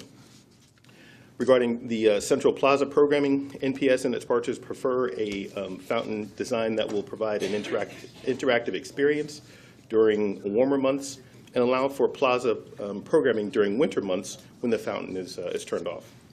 And finally, for design and scale, the fountain should be appropriately designed and scaled in the context of the expanded central plaza due to the removal of some of the large trees surrounding the existing fountain. So what I'll do is to kind of walk through the designs for the study. I'll be actually grouping them, and you'll kind of understand that as I move forward. Describing each of the groupings, and then provide staff comments on them and how they meet or don't meet the 3 criteria. So for concepts 1 and 2, these retain the existing fountain bowl with a pool of water. The image on the left is actually the existing condition, the concept 1. And you'll see in each of these that there is a perspective rendering as well as the section to show what that would look like. So for historic preservation, for these two concepts, staff believes that they meet the historic preservation criteria by retaining most or if not all, the existing coping and fountain bowl with the pool of water. Regarding programming, they are not fully interactive, nor would they allow flexible programming in the winter. The concept 2 actually does allow some programming, but concept 1 does not allow it. Regarding design and scale, when the scale of the fountain will be basically, while the scale of the fountain will be basically the same, the plaza would be larger that surrounds this with the removal of the existing mature trees, and that may affect how these are viewed. Since concept 1 is not interactive and would likely feel smaller with the removal of the trees in the plaza, staff recommends eliminating this concept from evaluation. Concept 2 includes the bowl with a pool of water and includes an interactive spray, and staff would request that NPS provide additional information on how this would be scaled to fit within the central plaza. Moving on to concepts 3 through 7, these are all grouped because they are variations that retain some or all of the fountain coping, but eliminate the bowl and the pool of water. Regarding historic preservation, staff understands these concepts largely meet the historic preservation criteria as they incorporate existing historic coping into the redesign. However, concepts 5 through 7 are less successful in our opinion because they don't really do this as well as the first 2. Regarding programming, all of these allow some sort of interaction as they remove all the pool of water and replace it with a water scrim. And then finally, for design and scale, some of the concepts appear larger in scale, which may be more appropriate for a larger plaza. However, I'll note that for all of these examples, more information would be necessary regarding dimensions because we're really not sure what they would look like within the central plaza area. Okay.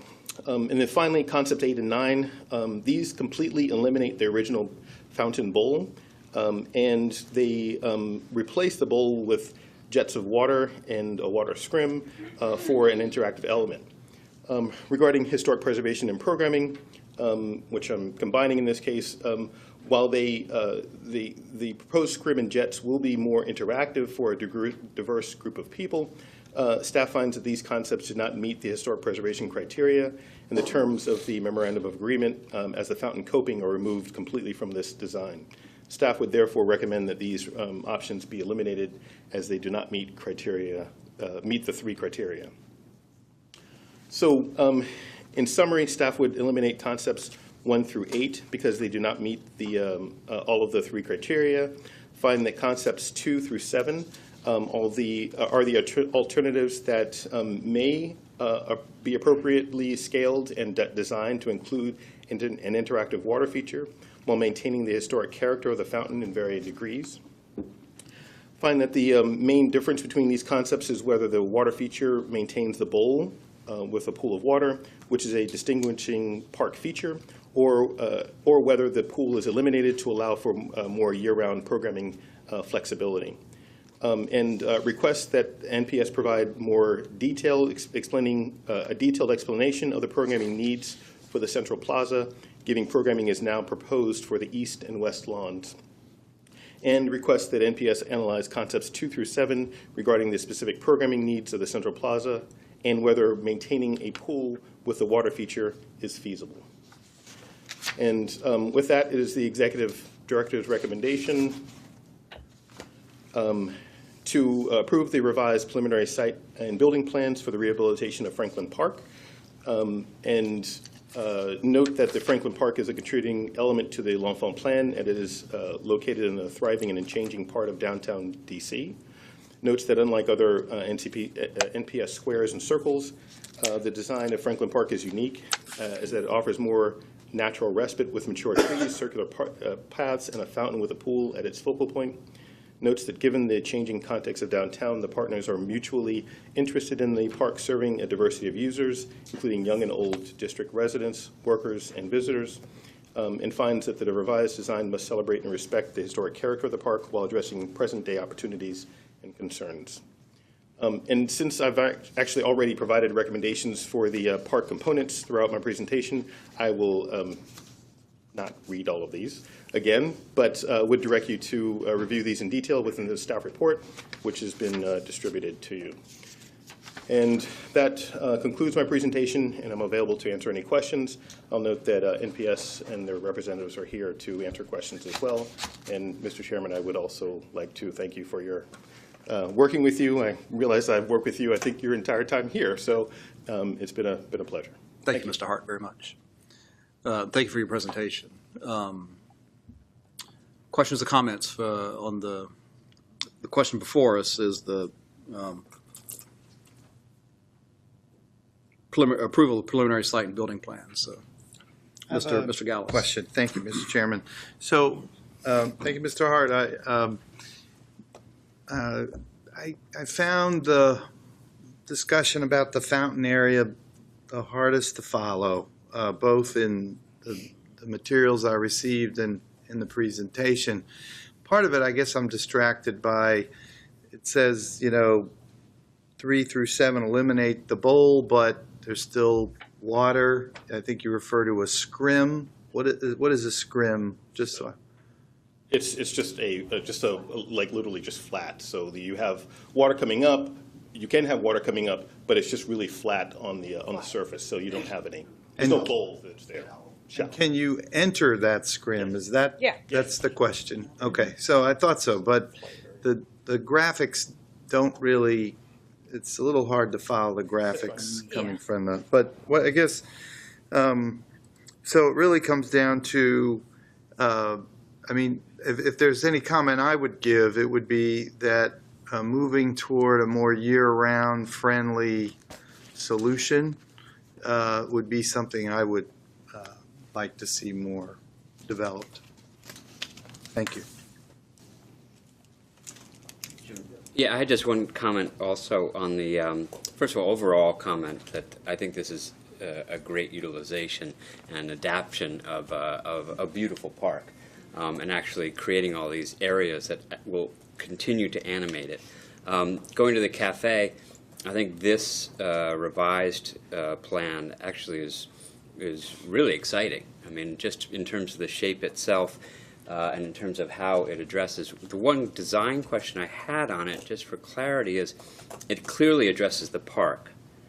But from the sidewalk level, there's only one little access, and it's stairs. And I wonder, is your understanding that that's purposeful? Yeah.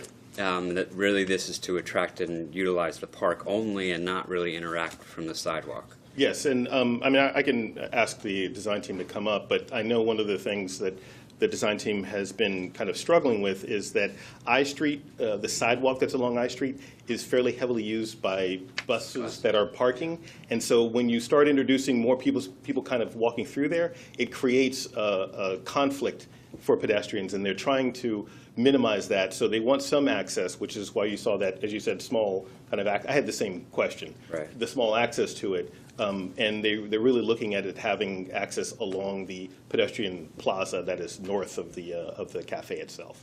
Got it. Okay, thank you. Sure. Yes. I actually have a question about that. So I was actually going to comment that I think one of the things that's lacking here is the reduction of access to I Street. So what's the design team mean by a conflict with the people on the buses? Because I think the people on the buses are one of the biggest users, and we want to get them into the park. Like, people aren't just going down to the park so much. I mean, some of the heaviest uses are along I Street, and there's very little interaction. And I bet you that some of the biggest uses of the cafe and the restroom facilities are going to be people queuing for the buses. So could you maybe expand on that a little bit and why we're excluding? That's fine. Again, and I'll talk as much as I know about it. And really, what they're looking at is there are a couple of things that they're having to balance. One of them are the pedestrians that are walking along, and it's a fairly narrow sidewalk as it is. There's also LID that they have to create that they're building into this, so they have a kind of an area that they're trying to do that within. And so the area that LID is actually lower than where the sidewalk is. So it's harder when you're trying to then take portions of that out to be able to create pathways to be able to get people from down on I Street up to where the plaza level is, which is actually up. I don't exactly know how many feet, but there's a couple of feet that it's up. So there's a difference in that elevation, and so they were looking to do that. But so one of my concerns that you mentioned compacted soil early in the presentation. If you ever go up 14th Street during rush hour in the evening or along I Street there, the reason all that soil is compacted because there's not enough room on the sidewalk. There's 4 bus bays along I Street. Everyone has to stand on the grass. There's no other place to queue. And actually, if you go up there to the corner of 14th and K, where all the 50 buses stop, and now there's a new stop right in front of the Barry statue. The Barry statue plaza is all filled with people waiting for the 59 bus, and right there at the very northwest corner, I mean, people are standing along all the green space that's supposed to be right there right now is all completely dirt because there's no other place for people to stand for all the 50 buses, which, I mean, that's one of the major bus routes that goes there, and the circulator. So I think one of the things that's actually lacking in the plan is enough accommodation to look at the fact that this is a major bus terminal. And especially up there at K and 14th, I think that all that grass is just going to go right away again because there's not enough space as it is for people to queue. And then also looking at what's going to happen along I Street for queuing. So I was going to suggest that the Park Service maybe look at getting rid of a tiny bit of green space to accommodate where people are going to stand naturally, because if the green space is there, it's going to go away when people start queuing. And it's not accessible because there's actually people have to step up like a little 1-foot lip right now, and they just stand there in the grass in the evening waiting for the buses. So I'd really encourage a second look at how we can better interact with the Metro buses and circulator. I think it's a really good suggestion. I can't speak to that. I don't know how much consideration was given before. I can say that, we have been looking at the questions of what is causing some of the compaction and where people are tending to walk, and that's why some of the changes along 13th Street are contemplated, where we have the food trucks action. So we can certainly take a closer look at that. But yeah, I'd really encourage, especially just because I walk by it every day. I mean, 14th and K. That is just completely covered with people every evening there during rush hour. That's even where Metro Bus, they have the people come on and give you the surveys, because that's like one of the busiest stops in the system. So I'd really encourage a second look at that. Maybe pervious asphalt or something there that's a little more eco-friendly. But yeah, We certainly look. Thank you. Other questions or comments on the, Ms. Wright? It's not because I'm out of gas. It's because this is a wonderful project. I want to thank you for spelling archaeology correctly. Wow. I don't know why that bugs me so much, but we see it everywhere. So thank you. And then I just have one comment on the fountain. I concur with the Commission of Fine Arts. I hate to see the scrim eliminated as an option in the name of historic preservation. 7 is probably gets us there, but I think they're right in saying that if the design of the park is all about this fountain, and it's to be the focal point, the centerpiece of activity, it's not big enough to do that job as it is. And I think within the confines of preservation practice, I think they're right. You can expand it, you can change it a little bit in shape. 7 may have potential and then it gets to this idea not only of interaction, but also winterizing. You can have both. It alludes to the historic shape of the fountain, but it provides an opportunity to get bigger. And it won't be dreadful in the winter. Win, win, win. But I think, slavishly reproducing the original is not a good idea. But I don't know that I agree that with the completely modern solution being off the table now either, until they study it a little further. I'm not going to make a stink about it and vote against the EDR, but certainly, I think the fountain as it is that's a heavy lift for it, and especially if they're going to take out how many trees around it? Like 8? I think there are 8 big ones. You have to come to the mic to part of the design.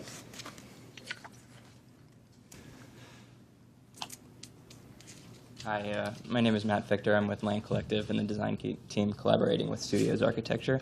And there's a total of 12 trees that were there, and now today there are 7. Yeah. So those 7, that's in the immediate, the first row around the perimeter? Tiny? Yes. So yes. I hope that they will continue to explore that. But I love this thing. I love everything about it. And have almost from the beginning. Shocking, but true. So the final site and building plan be back spring or summer?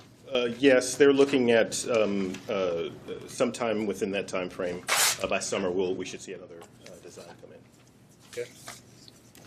Further discussion on the EDR? Hearing none, is there a motion on the EDR? So moved. It's been moved and seconded. Second. All in favor of the EDR, say aye.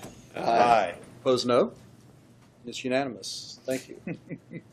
Well, thank you very much. It's been a good meeting today. A lot of fun, good projects. And I still got my key fob for the rest of the month, so I'll still be around a little bit. So we'll cross paths for the rest of the month. Do you get to keep the gavel? No, that's U.S. government properties. Mr. Gallus is going to put his name That's to the why I gavel. was hoping you would take it so he doesn't beat me with it, because I have to sit next to him. Yeah, so, You should carve your initials in it. I think we are adjourned and the commission will rise. Thank you. Thank you. Preston, thank you very much. Yes, sir. All the best to you.